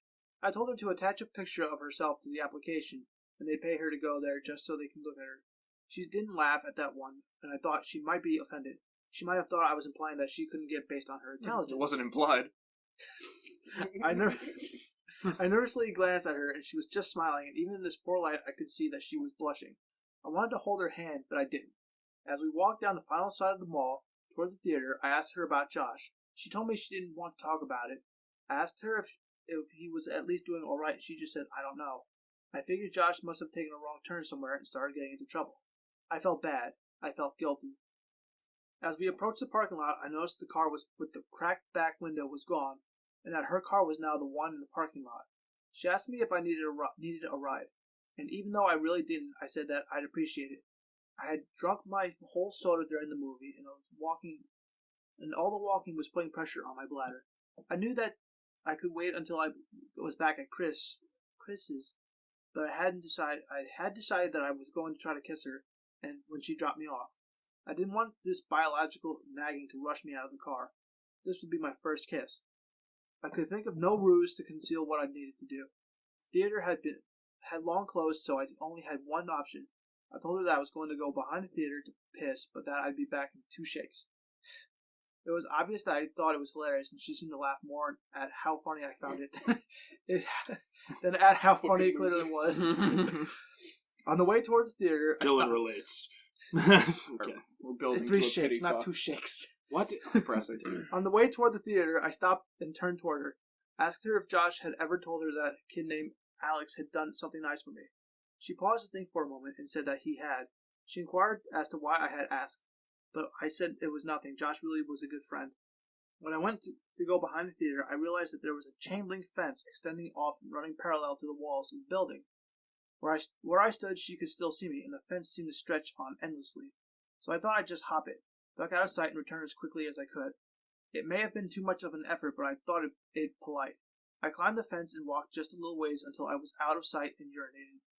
For a moment, the only sounds were the crickets in the grass behind me and the collision of liquid and cement. These sounds were overpowered by a noise that I can still hear when it's quiet, and there are no other noises to distract my ears. In the distance, I heard a faint screeching which quickly subsided, only to be replaced with a cascade of thundering vibrations. I realized quickly what it was. It was a car. The growling of the engine got louder, and then I thought, no, not louder, closer. As soon as I realized this, I started back toward the fence, but before I could get very far at all, I heard a brief truncated scream, and the roar of the engine terminated in a deafening thud. I started running, but after only 2 or 3 steps, I was tripped by a loose piece of stone. Oh, come on, dude. And fell hard and fast into the concrete. My head striking the corner of a chair as I fell. I was dazed for maybe 30 seconds, but the renewed rumbling of the engine drew my senses back. My equilibrium was restored by adrenaline. I redoubled my efforts. I was worried that whoever had crashed the car might harass Veronica. As I was climbing over the fence, I saw that there was still only one car in the parking lot. I didn't see any evidence of a crash. I thought that I might have misjudged its direction or proximity. As I ran toward Veronica's car, my orientation changed. I saw that what the car had hit. My legs stopped working almost completely. It was Veronica. Her car was sitting between us, and as I closed the distance, I walked around. She came fully into view. Her body was twisted and crumpled like a discarded figure meant to represent a catalogue of things the human bodies cannot do. Oh my god. I could see the bone of her right shin cutting through her jeans, and her left arm was wrapped so hard around the back of her neck that her hand fell on her right breast. Her head was craned back, and her mouth hung widely open toward the sky. There was so much blood. As I looked at her, I actually found it hard to discern whether she was lying on her back or her stomach. And this optical illusion made me feel sick. Ugh. When you're confronted with something in the world that simply doesn't belong, your mind tries to convince itself that it is dreaming. And to that end, it provides you with that distinct sense of all things moving slowly as if through sap. And that moment I honestly felt I would wake up any minute. But I didn't wake up. So, she got hit By a car. A hit-and-run Okay. driver, I think, is what Okay. happened. I think that's what it's implying. Okay. What? I think a driver hit her. I think And then left, right? Yeah, and left. Yeah. Oh, okay. The car's I don't gone. know. For some reason, I thought she was like pinned to her own car. I don't know. I thought she was with her own car too. Yeah, That's that's- what I thought. No, she got drive-by. Yeah, she got hit. Damn. Was Was it Josh? I fumbled with my phone to call for help, but I had no signal. Oh god. I could see Veronica's phone sticking out of what I thought was her front right pocket. Oh, Oh. Jesus. I had no choice. Trembling, I reached for her phone, and as I slid it out, she moved and gasped for air so violently that it seemed as if she was trying to breathe in the whole world. This startled me so much that I staggered back and fell to the asphalt with her phone in my hand. She was trying to adjust her body to get into its natural position. With every spasm and jerk, I could hear the cracking and grinding of her bones. Without thinking, I scrambled over to her and put my face over hers and said, Veronica, don't move, okay? Just stay still, don't move, Veronica, please don't move. I kept saying it, but the words started to fall apart as tears came streaming down my face. I opened her phone. It still worked. It was still on the screen where she had saved my number, and when I saw that, I felt my heart break a little. I called 911 and waited with her, telling her that she would be okay, and feeling guilty for lying to her every time I said it. Oh, Jesus. This is like one of the roughest Yeah. things we've had to sit through so far. Turn into a sad pasta. Fuck. When the sound of sirens tore through the air, she seemed to become more alert. She had remained conscious since I found her, but now more of the light was coming back into her eyes. Her brain was still protecting her from pain, though it looked as if it was finally allowing her to become aware that something was terribly wrong with her. Her eyes rolled over to mine and her lips moved. She was struggling, but I heard her. Hey, picture. My picture. He took it. Oh, fuck. I didn't understand what she meant, so I said the only thing I could. I'm so sorry, Veronica. I rode with her in the ambulance, where she finally lost consciousness. I waited in the room that they had reserved for her. I still had her phone, so I put it with her purse, and I called my mom from the hospital phone. It was about 4 a.m. I told her I was fine, but that Veronica was not. She cursed at me, and said she'd be right there, but I told her I wasn't leaving until Veronica was out of surgery. She said she'd come anyway. My mom and I didn't speak that much. I told her I was sorry for lying, and she said we'd talk about that later. I think that had we talked more in that room, if I just told her about boxes the night with the raft, if she had just told me more of what she knew, I think that things would have changed. But we sat there in silence. She told me she loved me, and that I could call her whenever I wanted her to come get me. As my mom was leaving, Veronica's parents rushed in. Her dad and my mom exchanged a few words that appeared to be quite serious, while Veronica's mother talked to the person at the desk. Her mother was a nurse, but didn't work at this hospital. I'm sure that she had tried to get Veronica transferred, but her condition was prohibitive. While we waited, the police came in and talked to each of us. I told them what happened, they made some notes, and then they left. She came out of surgery, and 90% of her body was covered in a thick white cast. Her right arm was free, but the rest of her was bound like a cocoon. She was still under, but I remembered how I felt when I had my cast before kindergarten. I asked the nurse for a marker, but I couldn't think of anything to write. I slept in a chair in the corner and went home the next day. I came back every afternoon for several days. At some point, they had moved another patient into the room and set up a screen around Veronica's bed to act as a partition. Partition. Yeah. She didn't seem to be feeling better, but she made more moments of lucidity. But even during these periods, we wouldn't really talk. Her jaw had been broken by the car, so the doctors had wired it shut. Like Kanye. I had sat with her for a while, but there was nothing much I could say. I got up and walked over to her. I kissed her on the forehead, and she whispered through clenched teeth, Josh. This surprised me a little, but I looked at her and said, Has he not come to see you? No. I found myself really irritated. Even if Josh has been into trouble, he should come see his sister, I thought. I was about to express this when she said, No, Josh, he ran away. I should have told you. I felt my blood turn into ice. When? When did this happen? When he was 13. Did he leave a note or something on his pillow? She started crying, and I followed her. But I think now we were crying for different reasons, even though I didn't realize it. At this point, there were a lot of things I still didn't remember about my childhood, and there were a lot of connections I hadn't made yet. I told her I had to go, but she could text me at any time. I got a text from her the next day telling me not to come back. I asked her why, and she didn't want me to see her like that again. I agreed begrudgingly. We texted each other every day, though I kept this from my mom because I knew she didn't like me talking to Veronica. Usually her texts were fairly short. and mostly only in response to more lengthy texts that I would send her. I tried calling her only once. I was sure she was screening her calls. I hoped I could hear her voice. She picked up but didn't say anything. I can hear how labored her breathing was. About a week after she told me not to come see her anymore, she sent me a text that simply read, "I love you." What a twist. What a tweet. I was filled with so many different emotions, but I responded by expressing the most prevalent one. I replied, "I love you too." She said that she wanted to be with me, and that she couldn't wait until she could see me again. She told me that she had been released and was convalescing at her house. These exchanges carried on for several weeks. Every time I asked to come see her, she would say, "Soon." I kept insisting, and the following week she said that she thought she might be able to make it to the midnight movie. Is he being catfished? Oh, absolutely. Come on, dude. I couldn't believe it, but she insisted that she would Come try. on.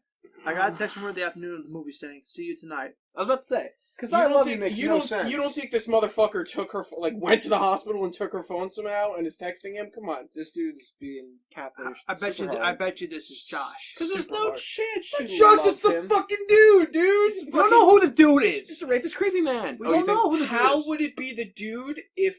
Well, Josh ran away. There's but pictures this of shit was Josh. happening way before. Dylan, in When balloons, when they Dylan, were still babies. I in don't think- balloons, Dylan's- in balloons, there was a cameraman taking pictures of him, and Josh Dylan's was in one not. of the Dylan's pictures. not Right. saying Josh is the rapist. He's saying Josh could just be the guy trying to catfishing. catfish him. I'm not saying he's the mean, rapist okay. dude. Does it make sense? No, but it's a little less insane than what we thought he was. I Saying. think that it's the killer dude. We all do, except for one special member of this group. What special member? Which is Thanks fine. for your Oh, valid super input. friends. No problem. I got Ryan to drive me since Chris's parents had found out what had happened, and said I wasn't welcome at their house anymore. What?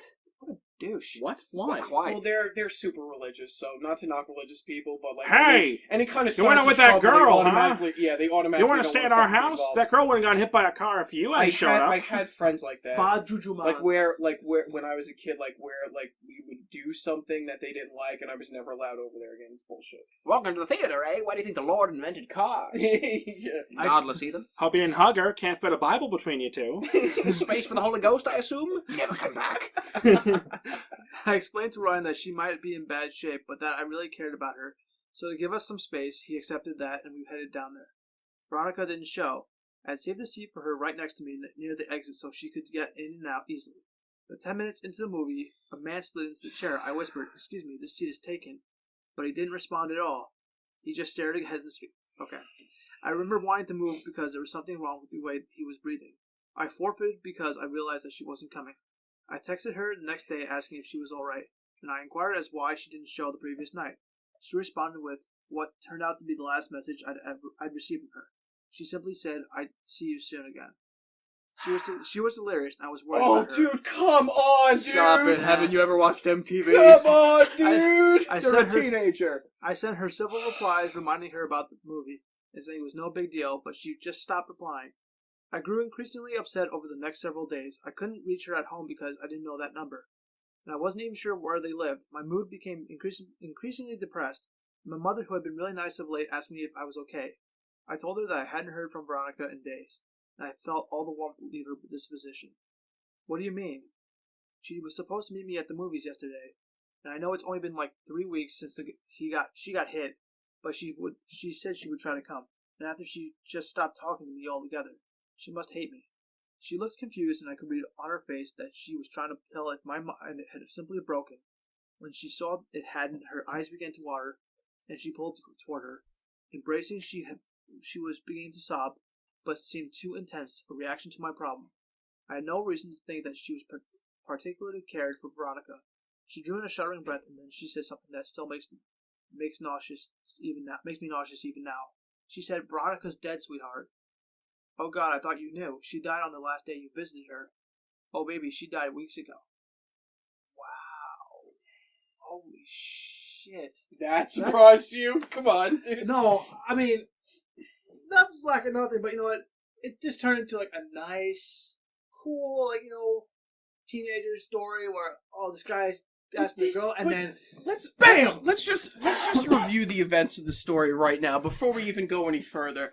This kid, okay, it's not clear how the sleepwalking part, the very first part of the story, connects just yet, but I'm sure it will be.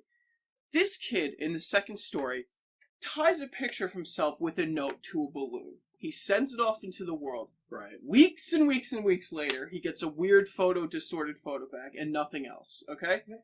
Well, he got hundreds of photos. He got hundreds of photos over time. Mm-hmm. This has been happening. This person, whoever it is, has been following this kid for over a decade. Yep. To the point of killing someone. Who the fuck is this? This is insane. This is literally insane. You thought this person was sane? No, but this, like, how? Not one person, two people. It has Mrs. Maggie too. That's right. And took over her house. And boxes. And this isn't like this guy's just stalking him. He's setting up these elaborate, horrifying fucking things to fuck with this kid. It's like why? It's like he's playing. It's like he's a fallen. It's like a fallen angel has followed our main character here, and has betwixt a horrifying story. You're getting too a horrifying story for this guy. Like all these crazy things are happening, but he's taking it as this is nothing. But something evident here. Right, there's something extremely sinister. Happening. But to me, it's just like whoever this is. This kid's in serious fucking danger. Like, but so far what we've seen, he's moved towns and everything. But what we've seen for the past 4 stories, he hasn't seen anything remotely that he thinks is a danger. The guy sat next to him in the fucking movie theater.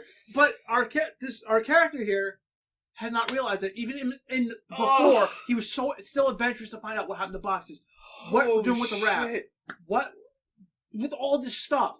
I am emotionally drained right now. Like, Jesus. This is the scariest story that we've read. Like, it's like this and then the Smiling Man. Like, it goes... Are we counting the entire story or the parts? Just the narrative in general. I mean, this does veer into, like, Squidward suicide territory with the gore and the violence. But I think in context it still works. Even albeit it's a little extreme. It's gory because you got hit by a car and ran over. I know, but what I'm saying is that plot point. If this is in fact a story, like this has mostly been psychological horror. And it's been very subtle. There's a big This difference. moment. Because the difference is that Squidward suicide used blood because blood's scary. Right.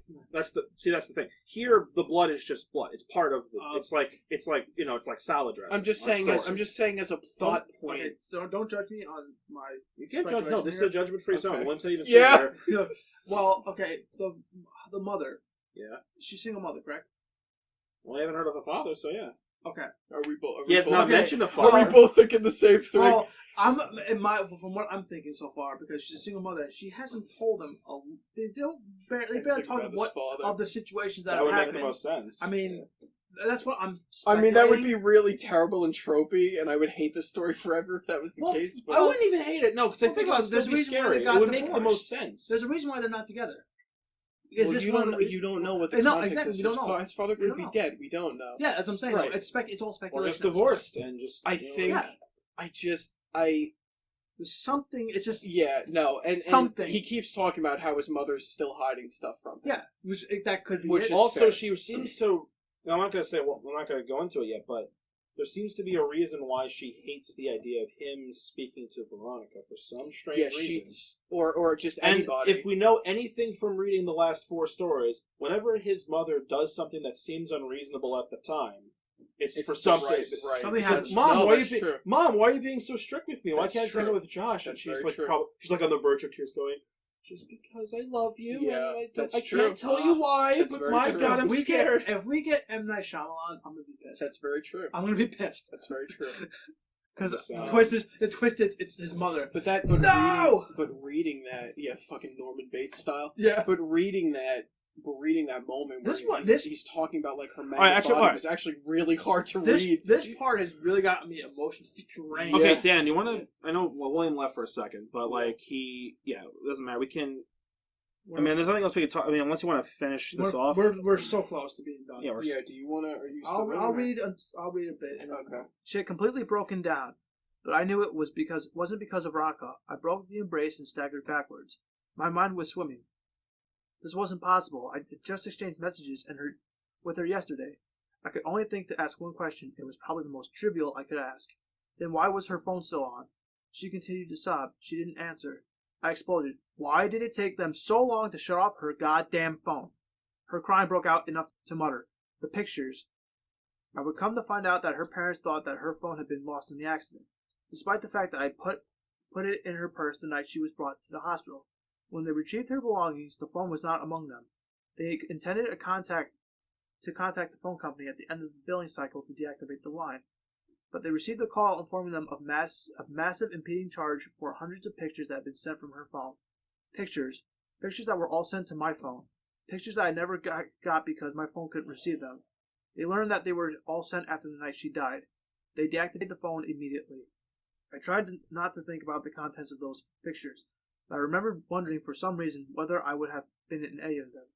My mouth went dry and I felt the painful sting of despair as I thought of the last message I received from her phone. See you again soon. Fuck. Jesus Christ. Well, And finally, the part of Evan says. The final chapter. Final countdown. Oh, man. Like, God damn. Don't read ahead. Don't read ahead. No, my battery's gonna die. God so damn. Okay. I gotta flip the script. Alright, so let's done. Okay, so I guess intermission. Went left for a second to do something upstairs, but yeah, I mean, I think you guys are pretty speechless right now, huh? How could you? I fucking love this my story. heart was like, ugh, like this poor, Well, we're guy. We're going for the last one. And I said it This is before, just like even like this is the first story where I've had a genuine emotional impact of what's going on. Like reading about Veronica's like twisted, mangled body was actually really hard for me to do because it was written really well. And this is a character, not necessarily Veronica, but this is a character that we've been with for an extended period of time at this point. I now. like to We've think seen that how like mature. Yeah. if this like is a stalker that like really wants to be with this narrator, like maybe it makes But sense. why? Right, but Like, what's the but intent? he's trying to. But like, think about it. He's trying to like Veronica got targeted because she was starting to like him, Right. and he was starting to like her. So what's the intent though? Like, if To make sure he isn't unhappy, or make sure that no one else has But- him. But why? Like that's the biggest question right now. Why? Because I mean, if it is his father, maybe he's just a sick fuck and blah blah blah, whatever. However, if it's not, what is the intention here? You know what I mean? Like who is this person? This kid sent a fucking note and a photograph, and this monster human being is stalking him. Veronica died. You missed it. Will's back. Yeah, okay, Veronica William, just died. hold on. We'll keep talking about it. William, just read up to Friends. Huh? You missed a couple. I did on the bowl. You read up to just the Friends? I figured that's how far we'd get. Okay, so you know. So you All right, know it. perfect. She's So all So what do you dead and think? shit. They were kind of, Dylan was saying he was emotionally drained. Dan said it was really hard We to were read the talking Veronica about bit. the narrative and how this is fucked. This person, whoever it is, has been following this poor kid for 10 years and relentlessly torturing him psychologically, and now like to the point of physically like murdering someone to fuck with him. Like Jesus Christ! Like whoa! You know what? I was staring at it, and I was in a little bit of pain. And in moments of pain and physical weakness, one finds themselves allied with Dylan's point of views at times. And I thought, you know what? Dylan threw out Josh's name earlier, and we all said he was an idiot. And we probably weren't wrong. What? But you know what? I'm with you, Dylan. Josh is the serial killer. Dylan also How? threw out. How? It doesn't matter, John. Dylan also threw out that it might be Could the be. narrator's estranged father. You make because we this know difficult nothing. for me. Why? You make I- this the very Father, hard. no, the father It's- makes sense. okay, Though. That would make It's sense. speculation. make It doesn't sense. mean it's true. Yeah, but see, that would be too Speculation. cliche. I know it's Well, too that's cliche. what we talked about as We were well. talking about it. Yes. Ridiculous. Yeah. Come on. Yeah. Are we But going if to it's cookie cutter cliche- this ending? Come on. If it's cliche, maybe it's real. Like, Maybe this is a they're real trying to account get of you something. But I it's thought not. reality was stranger than fiction, John. Which is But- why Josh is going to be some crazy ethereal ghost boy But Will, who has been haunting him. He possessed the body of a homeless man. It's a creepy dude All right. who's like it's a spirit of a man who thought Josh was a pretty boy, well, but he got thrown in jail. Well, and we now know the he's haunting stories. Josh. We've had some pretty good stories where the ending's just shit. Yeah, You know so that. perfect. I'm on board. I'm all in on I'm the not, Josh because I theory. really, really like the Keep story. talking. Josh is probably Are we- just like this crazy lunatic. Alright. Mentally- Keep talking, guys. Maybe if I keep saying words, I'll stumble upon something that makes an iota of sense. That's what I'm trying to do right now. Okay, good. Probably So should. if this was cut, we're gonna start reading Friends now. So guys, let's just keep talking about the story. Okay. So this is the Explosive last conclusion. story of this big tale that I will reveal what it is at the end. Whoa! So this is called, and this is probably the scariest title of all of them. Friends! This is called Friends. Plot twist, this is actually autobiographical. This is John. Oh shit, wait! Who's his only friend in these stories? Josh. Oh shit. It's coming up all me, and to a lesser extent, Dylan. We're good to go. What the fuck? What just happened? What the fuck was that? Oh, you missed it. We did a little theorizing where I yelled about how Josh is the killer Josh for a is while. the killer. That doesn't make sense. Hey now. It doesn't have to. Okay? You're an It's all-star. it's a theory. Get your game on. Go play. Dan, wanna? On the first day of kindergarten, my mother had elected to drive me to school. We were both nervous, and she wanted to be there with me all the way up to the moment I walked into class. This is so, like, as much as I love this story, the jumping around is really fucking obnoxious at this point. Just memories. It took me a bit longer to get ready in the morning due to my still mending arm. The cast had came up a couple inches past my elbow, which meant that I had to cover the entire arm with a specifically designed latex bag when I showered. I remember that. I remember wrapping a fucking ShopRite bag around my arm because we not have specifically designed latex. I did it bag. with my when I was 4. I broke my leg, and I remember being really annoyed because my mom would put like a garbage bag around. Yeah, that's what we would do. Yeah. Yeah. The bag was built to pull tight around the opening in order to seal any water that might otherwise destroy my cast. I'd gotten totally adept at cinching the bag myself. That morning, however, perhaps due to my excitement or nervousness, I hadn't pulled the strap tight enough, and halfway through the shower I could feel water pooling inside the bag around my fingers. I jumped out and tore the latex shield away. I could feel that the previously rigid plaster had become soft after absorbing the water. Because there's no way to effectively clean the area between your body and the cast, the dead skin that would have normally fallen away merely sits there. When stirred by moisture like sweat, it emits an odor. Apparently this odor is proportionate to the amount of moisture introduced. Because soon after I attempted to dry it, I was struck by a powerful stench of rot. As I continued to frantically grab it with a towel, it began to disintegrate. I was growing increasingly distressed. I had put as much effort as a child could into his very first day of school. I had sat with my mom picking out my clothes the night before. I had spent a great deal of time picking out my backpack, and I had become exceedingly excited to show everyone my lunchbox had the Ninja Turtles on it. I had fallen into my mom's habit of calling these children I hadn't met my friends already. But as the condition of my cast worsened, I became deeply upset at the thought I surely wouldn't be able to apply that label to anyone by the time this day was over. Yeah, Defeated, I showed my mom. that's a very believable story. Yeah, right. It took 30 minutes to get most of the moisture out while working to preserve the rest of the cast. To address the problem of the smell, my mom cut slivers of a bar of soap and slid them down into the cast, and then rubbed the remainder of the soap on the outside in an attempt to cocoon the rancid smell inside of a more pleasant one. By the time we arrived at the school, my classmates were already engaged in their second activity, and I was shoehorned into one of the groups. I wasn't made very clear on what the guidelines of the activity were, and within about 5 minutes I had violated the rules so badly, each member of the group complained to the teacher and asked why I had to be in their group. I had brought a marker to school in hopes I could collect some signatures or drawings on my cast, and I suddenly felt very foolish for having even put the marker into my pocket that morning. He's having a really rough go. Kindergartners had the lunchroom to themselves at my elementary school, but some of the tables were off limits, so I didn't have to sit alone. I was self-consciously picking at the fraying ends of my cast when a kid sat across from me. "I like your lunchbox," he said. I could tell he was making fun of me, and I grew really angry.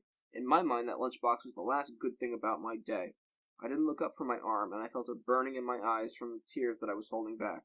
I looked up to tell the kid to leave me alone, but before I could get the words out, I saw something that made me pause.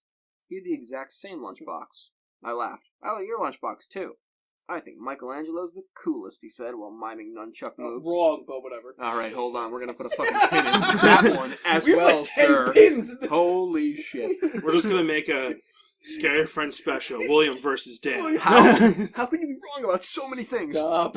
I was in the middle of rebutting that saying Raphael was my favorite. Okay, yes. Yeah, that was mine. Oh, shut That was mine. Who's yours? Literally the worst. Well, Michelangelo was Oh my last. god! I'm just Go Followed fuck by yourself. Donatello. What? Followed by Leonardo. Are you serious? And the worst was Raphael. Oh, go fuck yourself. Can you Leonardo all the way. Can you please? Yeah, alright. understand? Yeah, Just doing good it for you, spite white at toast this over point. there. Because Fuck it's so you. fun to listen to Look your at Dylan reactions. over here. My favorite was Leo. I Yeah. like Splinter. Fuck you. Yeah, Casey really. Jones was the Bron. I love how I have a say in this fucking podcast. Okay. Sorry. I was in the middle of rebutting. We're literally in an argument of kindergartners. Well, you guys are all wrong!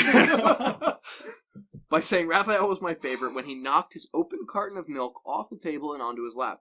I tried very hard to stifle my laughter since I didn't know him at all, but the struggling look on my face must have struck him as funny because he started laughing first. Suddenly, I didn't feel so bad about my cast, and thought that this person would hardly notice now anyway. Just then I decided to try my luck. Hey, you want to sign my cast? As I pulled out the marker, he asked me how I broke it. I told him I fell out of the tallest tree in my neighborhood. He seemed impressed. I watched him laboriously draw his name, and when he was done I asked him what it said. He told me it said Josh. But his name wasn't really Josh. Oh my god. Josh and I had lunch together every day, and whenever we could be partnered up for projects, I helped him with his handwriting, and he took the blame when I wrote fart on the wall in permanent marker. I would come to know the other kids, but I think I knew even then that Josh was my only friend. The origin story. Moving a friendship outside of school when you're 5 years old is actually more difficult than most remember. The day we launched our balloons, we had such a good time that I asked Josh if he wanted to come to my house the next day and play. He said he did and that he'd bring some of his toys. I said we could also go exploring, maybe swim in the lake. When I got home, I asked my mom, and she said that would be fine. My enthusiasm was boundless until I realized I had no way of contacting Josh to tell him. I spent the whole weekend worrying that our friendship would be dissolved by Monday. When I saw him after the weekend, I was relieved to find that he had run into the same obstacle and thought it was funny. Later that week, we both remembered to write down our phone numbers at home and exchange them at school. My mom spoke with Josh's dad, and it was decided that my mom would pick up Josh and myself from school that Friday. We alternated this basic structure nearly every weekend. The fact we lived so close made things much easier on our parents, who seemed to work constantly. When my mom and I moved across the city at the end of first grade, I was sure that our friendship had its last day. As we drove away from the house I lived my whole life, I felt a sadness that I knew wasn't just about the house. I was saying goodbye to my friend forever. But Josh and I, to my surprise and delight, stayed close. Despite the fact that we spent the majority of our time apart and only saw one another on weekends, we remained remarkably similar as we grew. Our personalities coalesced, our senses of humor complemented each other's, and we would often find that we had started liking new things independently. We even sounded enough alike that when I stayed with Josh, he sometimes called my mom, pretending to be me. His success rate was impressive. My mom would sometimes joke that the only way she could tell us apart sometimes was by our hair. He had straight, dirty blonde hair like his sister, while I had curly, dark brown hair like my mom. One would think that the thing most likely to drive two young friends apart would be what's out of their control. However, I think the catalyst of our gradual disengagement was my insistence that we sneak out to my old house to look for boxes. The next weekend, I invited Josh over to my house, in keeping with our tradition of alternating houses, but he said that he wasn't really feeling up to it. We started seeing progressively less of one another over the next year or so. It had gone from once a week to once a month, to once every couple months. For my 12th birthday, my mom threw a party for me. I hadn't made that many friends since we moved, so it was a surprise party since my mom had no idea who to invite. I told the handful of kids I'd become acquainted with and called Josh to see if he wanted to come. Originally, he said that he didn't think he could make it, but the day before the party, he called me to say that he'd be there. I was really excited because I hadn't seen him in several months. The party went pretty well. My biggest concern was that Josh and the other kids wouldn't get along, but they seemed to like each other well enough. Josh was surprisingly quiet. He had brought me a gift and apologized for that, but I told him it wasn't a big deal. I was just glad that he was able to make it. I tried to start several conversations with him, but they seemed to keep reaching dead ends. I asked him what was wrong. I told him that I didn't get why things had become so awkward between us. They were never like that before. We used to hang out almost every weekend and talk on the phone every couple days. I asked him what happened to us. He looked up from staring at his shoes and just said, "You left." Wait, It's not his hold fault. on. In boxes, no, he didn't leave Josh behind. No, he didn't. Josh actually was. Josh got him. Well, wait. we don't know it. Okay, let's read ahead. and He let's might be see. just saying that he left. No. I know there might be an answer here, but I'm just trying to remember if there was something in Right. boxes, since Well- this author loves to refer back very cryptically, assuming obviously that Well, you know could what he, happened. could he just be referring to when his I they think when moved? he left. Yeah, When I they think when moved? he just moved. They moved houses? Oh, you left. They But were even like- still, No, the 'cause weirdness this was didn't after. started happening Yeah. until after that night. It was post boxes. But I Alright. don't think so. Whatever. Yeah, we'll just From keep what I reading. recall, Josh. No, he was crawling out. Mhm. Josh grabbed him from in the crawl space and pulled him out, and they So ran. it's got to be something else. Yeah. Okay. Just after he said that, my mom yelled in from the other room that it was time to open presents. I forced a smile and walked in the dining room as they sang Happy Birthday. There were a couple of wrap boxes and a lot of cards, since most of my extended family lived out of state. Most of the gifts were silly and forgettable, but I remember that Brian gave me a Mighty Max toy shaped like a snake that I kept for years afterwards. My mom was insisting that I open all the cards that had been brought and thank each person who had given one. Because several years before on Christmas, I tore through the wrapping paper and envelopes with such fear that I had destroyed any possibility of discerning who had sent which gift, or what amount of money. We separated the ones that had been sent by mail and the ones that had been bought that day so my friends wouldn't have to sit through me opening cards from people they had never met. Most of the cards from my friends had a couple of dollars in them, and the ones from my family members contained larger bills. One envelope didn't have my name written on it, but it was in a pile, so I opened it. The card had a generic floral pattern on its face. It seemed to be a card that had been received by someone else who was now recycling it for my birthday, because it was actually a little dingy. I actually appreciated the idea that it was reused cards, since I always thought cards were silly. I angled it so that the money wouldn't fall to the floor. When I opened it, the only thing inside was the message that came printed in the card. I love you. Whoever had given me this card hadn't written anything in it, but they'd circled the message in a pencil a couple of times. I chuckled a little and said, "Gee, thanks for the awesome card, Mom." She looked at me quizzically, then turned her attention to the card. She told me it wasn't from her and seemed amused as she showed my friends, looking at their faces, trying to discern who had played the joke. None of the kids stepped forward, so my mom said, "So this is before No, he's 12. Veronica." No. Right, this is This is before before Veronica. Veronica. Yes, it is. Yeah. Okay. Because the text, one of the last texts he got, well, that was from this person, whoever he is, the guy said, "I love you," after Yeah. Veronica died. Yes. Don't worry, sweetheart. At least you know now that two people love you. Score. Good play, Mom. She followed that with an extremely prolonged and excruciating kiss on my forehead that transformed the group's bewilderment into hysteria. They were all laughing, so it could have been any of them, but Mike seemed to be laughing the hardest. Guilty! To become a participant rather than the subject of the gag, I said to him that just because he had given me that card, he shouldn't think I'd kiss him later. We all laughed, and as I looked at Josh, I saw he was finally smiling. No homo. Well, I think that gift might be the winner, but you have a couple more to open. My mom slid another present in front of me. I was still feeling the tremors of suppressed chuckles in my abdomen as I tore the colorful paper away. When I saw the gift, I had no need to suppress the laughter anymore. My smile dropped as I looked at what I'd been given. It was a pair of walkie-talkies. Well, go on, show everyone. I held them up, and everyone seemed to approve. But as I drew my attention to Josh, I could see that he had turned a sickly shade of white. We locked eyes for a moment, and then he turned and walked into the kitchen. As I watched him dial a number on the corded phone attached to the wall, my mom whispered in my ear that she knew Josh and I didn't talk as much, since one of the walkie-talkies had broken, so she thought I'd like it. I was filled with an intense appreciation for my mom's thoughtfulness, but this feeling was easily overpowered by the emotions resurrected by the returning memories I'd tried so hard to bury. When everyone was eating cake, I asked Josh who he'd called. He told me he wasn't feeling well, so he called his dad to come get him. I understood that he wanted to leave, but I told him I wished we could hang out more. I extended one of the walkie-talkies, but he put up his hand in refusal. Dejected, I said, "Well, thanks for coming, I guess. I hope I'll see you before my next birthday." "I'm sorry. I'll try to call you back more often. I really will," he said. The conversation stagnated as we waited by the door for his dad. I looked at his face. Josh seemed genuinely remorseful that he hadn't made more of an effort. His mood seemed suddenly bolstered by an idea that had struck him. He told me he knew what he'd get me for my birthday. It would take a while, but he thought I would really like it. I told him it wasn't a big deal, but he insisted. He seemed in better spirits, and apologized for being such a drag at my party. He said he was tired, that he hadn't been sleeping well. I asked him why that was as he opened the door in response to his dad's honking in the driveway. He turned back toward me and waved goodbye as he answered my question. I think I've been sleepwalking. That was the last time I saw my friend, and a couple months later he was gone.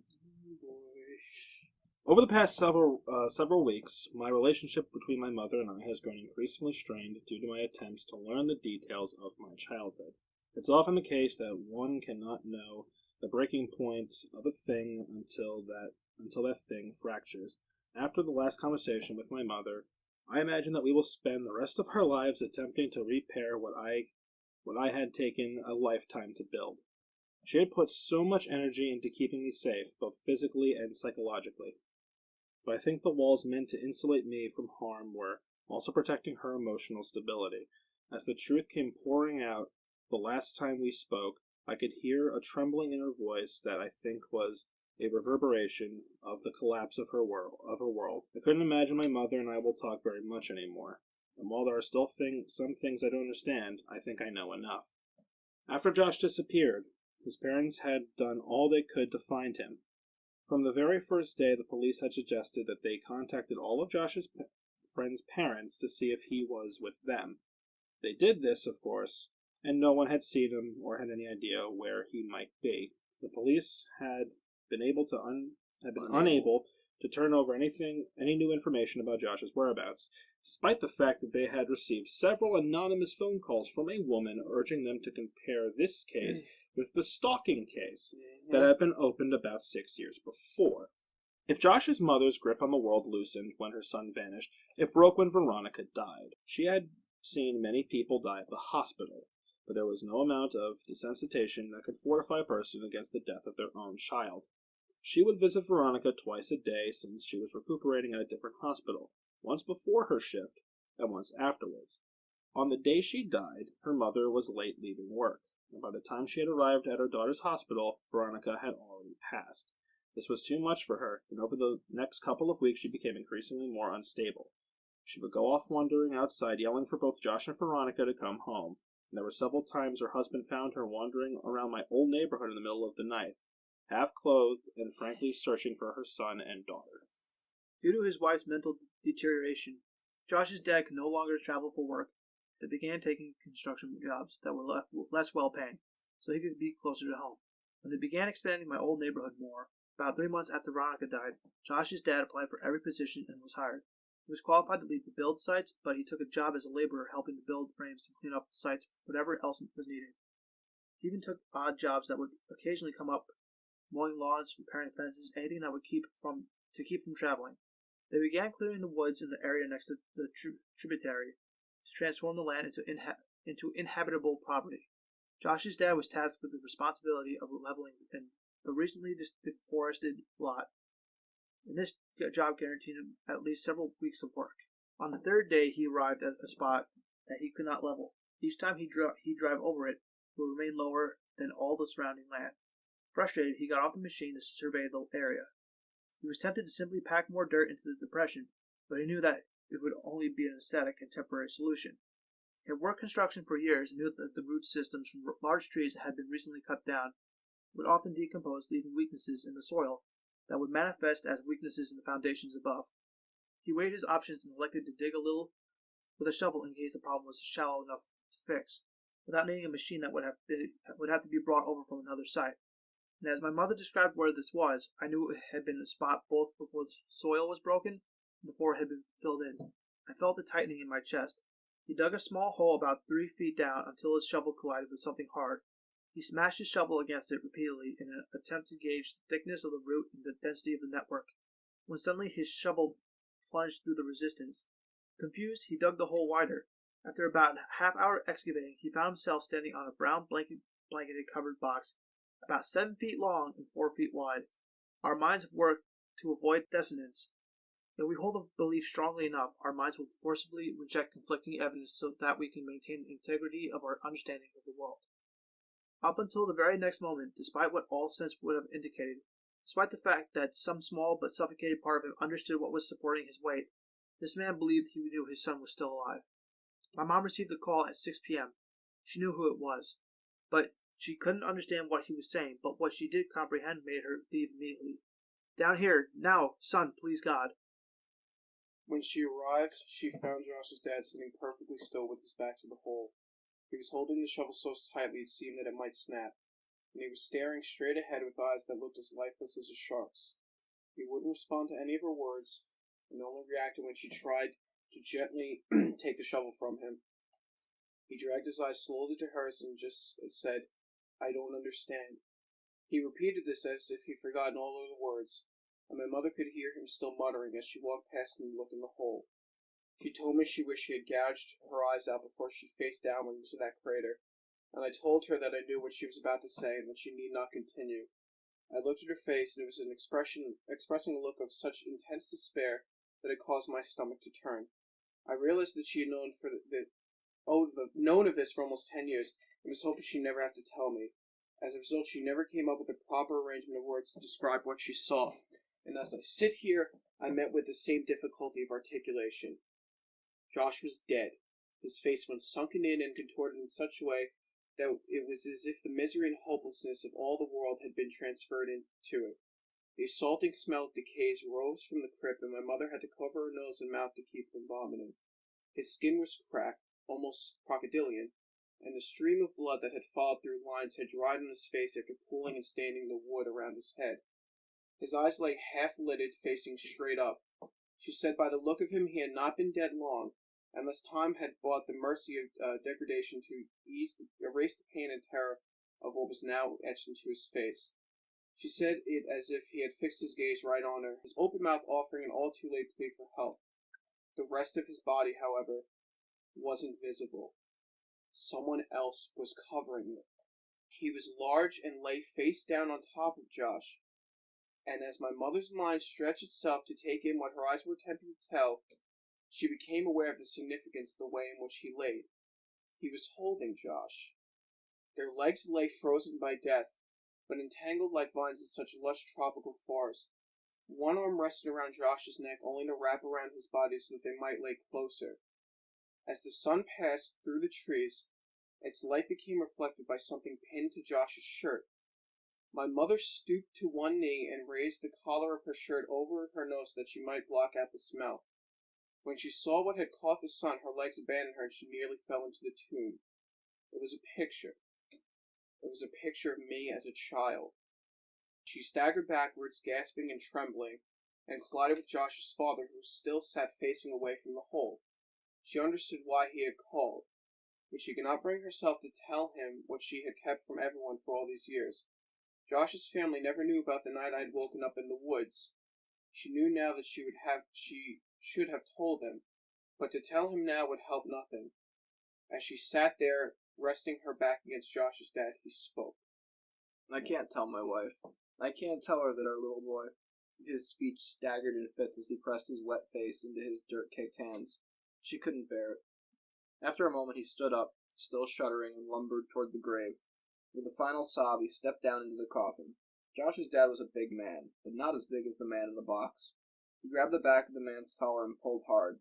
It was as if he intended to throw the man out of the grave in a singular motion. But the collar ripped and the body fell down back on top of his son. "You motherfucker!" He grabbed the man by the shoulders and heaved him back until he was off of Josh and sat awkwardly but upright against the wall of the grave. He looked at the man and staggered back a step. Oh God, no. No, please God. Please God, no. In a struggling but powerful movement, he lifted and pushed the corpse completely out of the ground, and they both heard the sound of glass rolling against wood. It was a bottle. He handed it to my mother. It was ether. "Oh, Josh," he sobbed. "My boy, my baby boy. Why is there so much blood? What did he do to you?" As my mother looked at the man who now lay facing upwards, she realized she was facing the person who had haunted our lives for over a decade. She had imagined him so many times, always evil and always terrifying, and the cries of Josh's father seemed to confirm her worst fears. But as she stared at his face, she thought that this didn't look like who she imagined. This was just a man. As she looked at his frozen expression, it was actually serene. The corners of his lips were turned up only slightly. She saw that he was smiling. Not the expected smile of a maniac from a film or horror story. Not the smile of a demon, or the smile of a fiend. This was the smile of contentment or satisfaction. It was a smile of bliss. It was a smile of love. As she looked down from his face, she saw a tremendous wound on his neck from where the skin had been ripped out. She was at first relieved when she realized the blood had not been Josh's. Perhaps he had suffered less, but this comfort was short-lived, and she realized just how wrong she was. She brought a hand to her mouth and whispered, almost as if she was afraid to remind the world what had happened. They were alive. Josh must have bitten the man's neck in an attempt to get free, and although the man had died, Josh couldn't move. I began crying when I thought of how long he might have laid there. She looked through the man's pockets for some kind of identification, but she only found a piece of paper. On it was a drawing of a man holding hands with a small boy, and next to the boy were initials. My initials. I'd like to think she was remembering that part of the story inaccurately, but I'll never know for sure. As Josh's father carried his son out of the grave, my mom slid a piece of paper into her pocket. She kept muttering that his son's hair had been dyed. She saw that it had, and it was now dark brown. And oh my god. I just realized why. She noticed that he was dressed oddly. His clothes were all far too small. After Josh's dad delicately laid his boy on the soft dirt, he began gently pressing his hands against his son's pants to feel his pockets. He heard a kringle. Carefully, he retrieved the folded piece of paper from Josh's pocket. He looked at it, but it was vexed. Absently, he handed it to my mother, but she didn't recognize it either. I asked her what it was. She told me it was a map, and I felt my heart shattered. He was finishing the map. That must have been his idea for my birthday present. I found myself strangely hoping that he hadn't been taken while expanding it, as if it would somehow matter now. She heard Josh's father grunt, and looked to see him pushing the man's body back into the ground. As she walked back toward the machine that had found this spot for him, she put his hand on a canister of gasoline and paused with his back toward my mother. You should go. I'm so sorry. It's not your fault. I did this. You can't think like that. It was nothing. He interjected flatly, almost with no emotion at all. About a month ago, a guy approached me as I was cleaning up the site on the new development a block over. He asked me if I wanted to make some extra money. Because my wife's not working right now, I accepted. He told me that some kids had dug a bunch of holes on his property, and he offered me $100 to fill them in. He said that he wanted to take some pictures for the insurance company first, but if I came back after 5 p.m. the next day, that would be fine. I thought this guy was a sucker since I knew clearing that lot was coming up, so someone would have had to do it anyway. But I needed the money, so I agreed. I didn't think he even had $100, but he put the bill in my hand, and I did the job the next day. I've been so exhausted that I didn't even think about it after it was done. I didn't think about it until today when I pulled that same guy off my son. Oh my god. He pointed at the grave and his emotions started to push through as he broke into a sob. He paid me $100 so that I would bury him with my boy. It was as if I saying it aloud forced him to accept what had happened, and he collapsed onto the ground in tears. My mother could think of nothing to say and stood there in silence for what felt like a lifetime. She finally asked what he would do about Josh. His foul resting place won't be here with this monster. As she looked back when she reached her car, she could see black smoke billowing, diffusing against the amber sky, and she hoped against all hope that Josh's parents would be okay. I left my mom's house without saying much else. I told her that I loved her and I thought I would talk to her soon. But I don't know what soon means for us. I got in my car and left. So he's older at this point. He's being told all this. I understood now why the events of my childhood had stopped years ago. As an adult, I now saw the connections that were lost on a child, who tends to see the world in snapshots rather than a sequence. I thought about Josh. I loved him then, and I love him even still. I miss him more than I know I'll never see him again, and I find myself wishing that I hugged him the last time I saw him. I thought about Josh's parents, how much they lost, and how quickly that loss had come. They don't know about my connection to any of this, but I could never look them in the eyes now.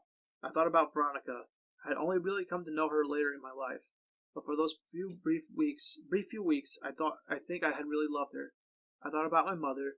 She had tried so hard to protect me and was stronger than I would ever be. I tried not to think about the man and what he had done with Josh for more than 2 years. Mostly I just thought about Josh. Sometimes I wished that he never sat across from me that day in kindergarten, that I'd never known what it was like to have a real friend. Sometimes I'd like to dream that he's in a better place, but that's only a dream. I know that. The world is a cruel place, made crueler still by man. There would be no justice for my friend, no final confrontation, no vengeance. It had been over for almost a decade for everyone but me now. I miss you, Josh. I'm sorry you chose me, but I'll always cherish my memories of you. We were explorers, we were adventurers, we were friends. Yeah, that was a pretty silent reading, guys. We really... Well, because it wasn't a creepypasta, it was a sad pasta. This is by far. There's nothing to say about sad pastas. This is by far. So, do you like the twist? This is by far. That is one... What's that is the more twist? fucked... That is more... There's no twist, but that No. was more fucked up than anything This is any by one of us far could have made up. the best story that we Yeah. ever read. Wow. Because he it didn't. paid his father to fucking bury him alive with his son. That is fucked. This is the best story that we. So- if this is a story. Wait a minute, Dan. This is Wait, the wait. So best can we story that so we've can ever we read. have our predictions if it was?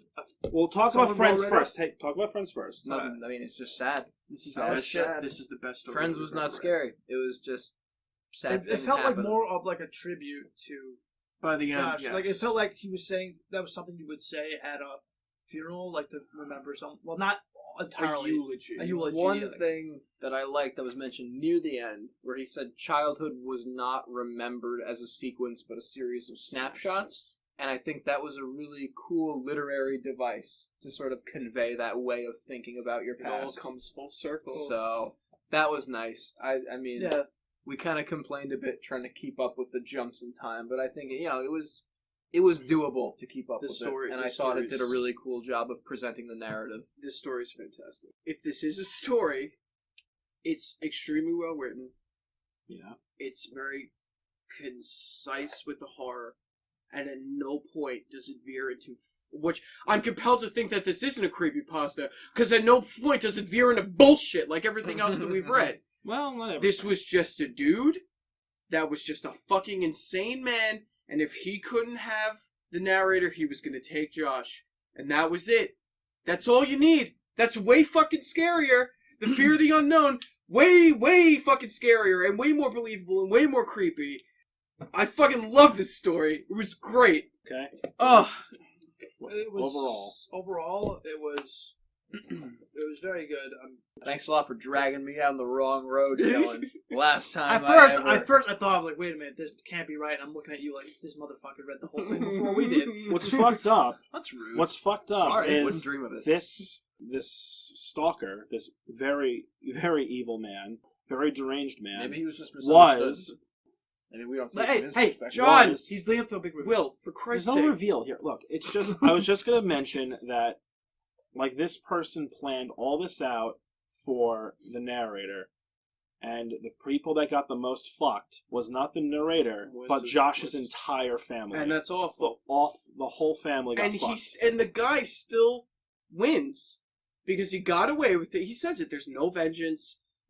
He got away with it, and the only person that survives and has to live with it Is and him. can't tell anyone is the narrator. Also ruined his relationship with his mother. Way more right. This guy has no one way more fucked than anything that we've read. And I know you don't like psychological horror, but This isn't goddamn, psychological horror. it's sad pretty horror. There's psychological. psychological horror to it. It's It's pretty sad horror. fucked. It's a lot of It psychological horror. feels like an article, And again, this like is a reporting of something, right. with someone writing in some missed details. This is a masterfully written story because you constantly feel this tension and the direct threat to the narrator, but that threat never happens. It's everyone else in the story that is destroyed. Right. It's fucking And brilliant. you think he's like there's something wrong with him, like there's like this Right. devil Right, or chasing him just and shit. you know, Everyone he touches dies, pretty much, Everything I touch pretty much. dies. or gets ruined, or worse This would than be a death. fantastic fucking horror movie. I would watch Well, the shit out of this. In All theaters. right. So what is it? Final prediction. Which is is- it a story? Are we Is it- going around in a circle? Just say Is it. it a story or a? Just say what you think this is. Or it's He's based- asking if it was written. The based on- story is based on true events. Yes. You think this is not? Yes. You think- Yeah. What a You don't think cop-out. it's so? You don't think it's a creepypasta? No. Okay.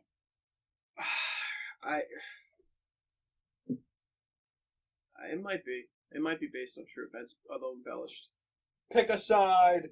Fuck it. Does it matter? Fuck it. It's based on true events. I don't care. I would say it's based on true events. So none of you think it's creepypasta. It's written. It was just given elements to All right. make it a bit more. Well, let me read something from the Creepypasta Wiki. Oh, fuck you. Ew. So this whole story is called Penpal. Okay. The whole story. So, okay. Essentially, I'm trying to remember the events here, but in 2011, there was a Reddit user named 1000 Vultures on the No Sleep Reddit. He wrote a story for a creepypasta called Footsteps, and that was it.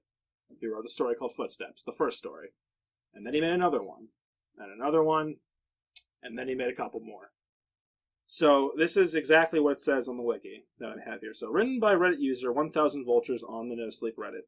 This is a long read, so long, in fact, that each part was originally posted as a standalone story. So it's really more like a series of 6 stories. The stories have garnered a considerable fan base since their original posting on No Sleep, even prompting the author to adapt them into a full-length novel named Penpal. Which follows, though, are the original postings from Reddit. So what ended up happening, this is one of the best endings for like a creepypasta author. He basically made not really a Patreon. I don't know what it would be called back in 2012. It wasn't Patreon. It was like a fundraiser or like a GoFundMe. GoFundMe. Yeah. Indiegogo, I think, was around. He in 2012. basically said, I forgot what the goal was, but he basically said, if I get a certain amount of money, I will take a year and I will write a full-length novel for Penpal. He got 10 times the amount of money he requested. As one who deserves it, like this man would. Kudos to this man Yeah. for writing this story, because I honestly thought... I will go out and buy fucking Penpal and read the extended cut, basically. We all honestly thought it was based on true events. And this guy did one hell of a job. And now this is the novel. That's what it looks like. The author's name is Dathan Orobach. I mean, really, there's a part of me that felt it was too well written to be real. You know what I mean? But that being said, that was so brutally fucked in a bleak But and there were real way. elements of it where it seemed like it was possibly real. But then he had elements where it was like, this is not what you would find. It's just sort of especially at the end. Yeah. It broke every convention of fiction in that it didn't take any sort of fantastical way out of any situation, and it didn't attempt to sort of create closure for the protagonist in any meaningful way. Because if this was like a Russian sleep experiment or a White Christmas or any of those, the guy would find his son, then the fucking dude that was behind all of it would step out from behind a tree and be like, well, guess what? I'm the narrator's father, and I don't want him to, that's exactly, and there would be a huge exposition dump, and I think that's why we believed it was real, because it was just some random guy. And that's how the world works, right? So, I wouldn't hate, if it was done correctly, and I think this author's smart enough to do this correctly, if it was his father, maybe there's a less cliche way of putting that out there. It wouldn't make sense. But the fact that it's some crazy lunatic, it's just like a no-name. Right. You don't get a name. There's no name for this. There's no face. There's no name for this. That's why it's more believable. The narrator doesn't want to reveal his actual identity, right? Because we never know his name. So that's why it's way more believable, because it's just random. It's like the way the world, it's just chance. Yeah. I think that's why this story is so strong. I think that's why I really love this story. And for those of you who think that just because you heard us read Penpal the creepypasta story means that you've heard the novel, no, Penpal the novel is 252 pages long. It is a much different story than I have yet to read. I'm gonna read the shit out of it. Oh, also a quick little that's thing. Going on my list. Quick little thing that's kind of funny. I didn't actually read the last 2 stories, so reading it with you guys was actually the first time I read them. I read the first 4. Thought it'd be good for some sort of thing that I wanted to do, and I thought it would be fun to do it without knowing the last 2 and how it ended. God, if we would have got to the end and it would have been really horrible creepypasta shit, I would have hated you forever. And then you would have told me that, I would have hated you forever. So there you go. I think there's nothing else really to say. Penpal so it's called Penpal. That is the name of the creepypasta. I would say you did a very good job covering up if it was true. Let me tell you something. That was very, very clever. We need to do more of these, because goddamn. Well, we can. We can do. We're going to do more traditional ones from our normal show. I do want to do some other things. So after this, I don't want to go back to garbage poop. Well. Yeah, but then we won't get gems. We won't get gems like this. Fair enough. That's true. You have to. It's like You you got to bang a couple of fatties to appreciate it. Oh my god. Life lessons from Dan. Hurtful. All right, I think that's it. All right, so this has been. I didn't say anything. All right, so this has been me, Skillfully. So join us for the next one, whatever that may be. This has been myself, Dylan, Dan, and William. Have a good night. Fat people are people too. Thank you, William. Have a good night, everybody. Stay safe. I really hope we don't go into the Metal Gear. No, honestly, he should. We're not doing it. Don't talk about Metal Gear. He should have just paused the recording or cut all this because when he comes back, I need to go too. So wait, are we all doing bathroom runs? Right Yeah. now? This is terrible. we've been recording for an hour and a half. Okay, so To the here's audience, the thing.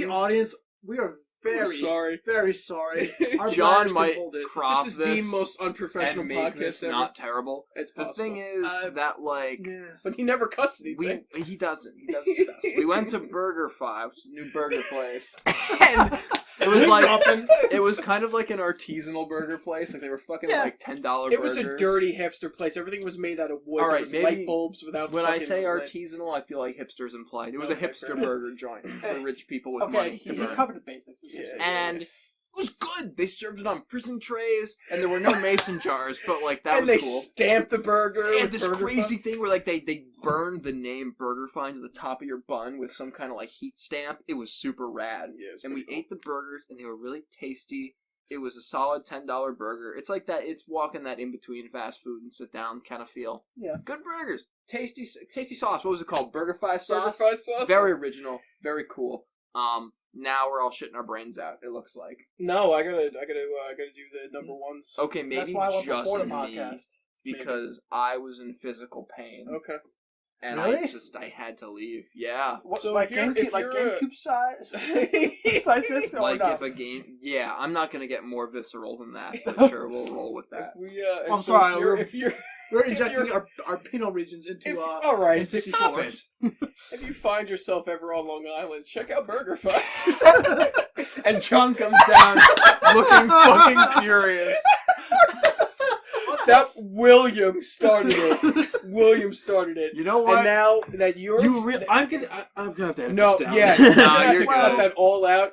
If you'll excuse me, I'm going to take my turn. Oh my You god. can start. Dude, we've been recording Just for go, an hour just go, and a just half. go. It's fine. I can I'm edit this down. We did, I can this edit this is gonna down. end up being 2 podcasts. We did a Pretty plug. much. We did a No. nice plug. No, this is not as. plug. This is an hour and a, this is actually less than an hour and a half so far. We can do this. Really? Yeah. Oh, We've okay. done ones that are longer. Yeah, but if it hits 2 hours, you can break it into 2-hour chunks. If you want I to plug it could, for Burger If you Fi. want. Who the fuck cares?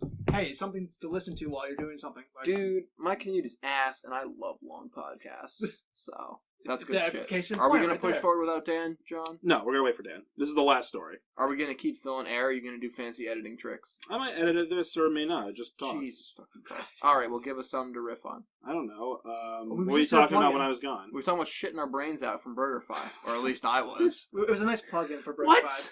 That's what you were talking about. That's what happened! I was You reliving. described your. I didn't describe it, actually. It was not explosive, if you're wondering. God damn It was measured but weighty. Oh, I'm gonna be working so hard on this one.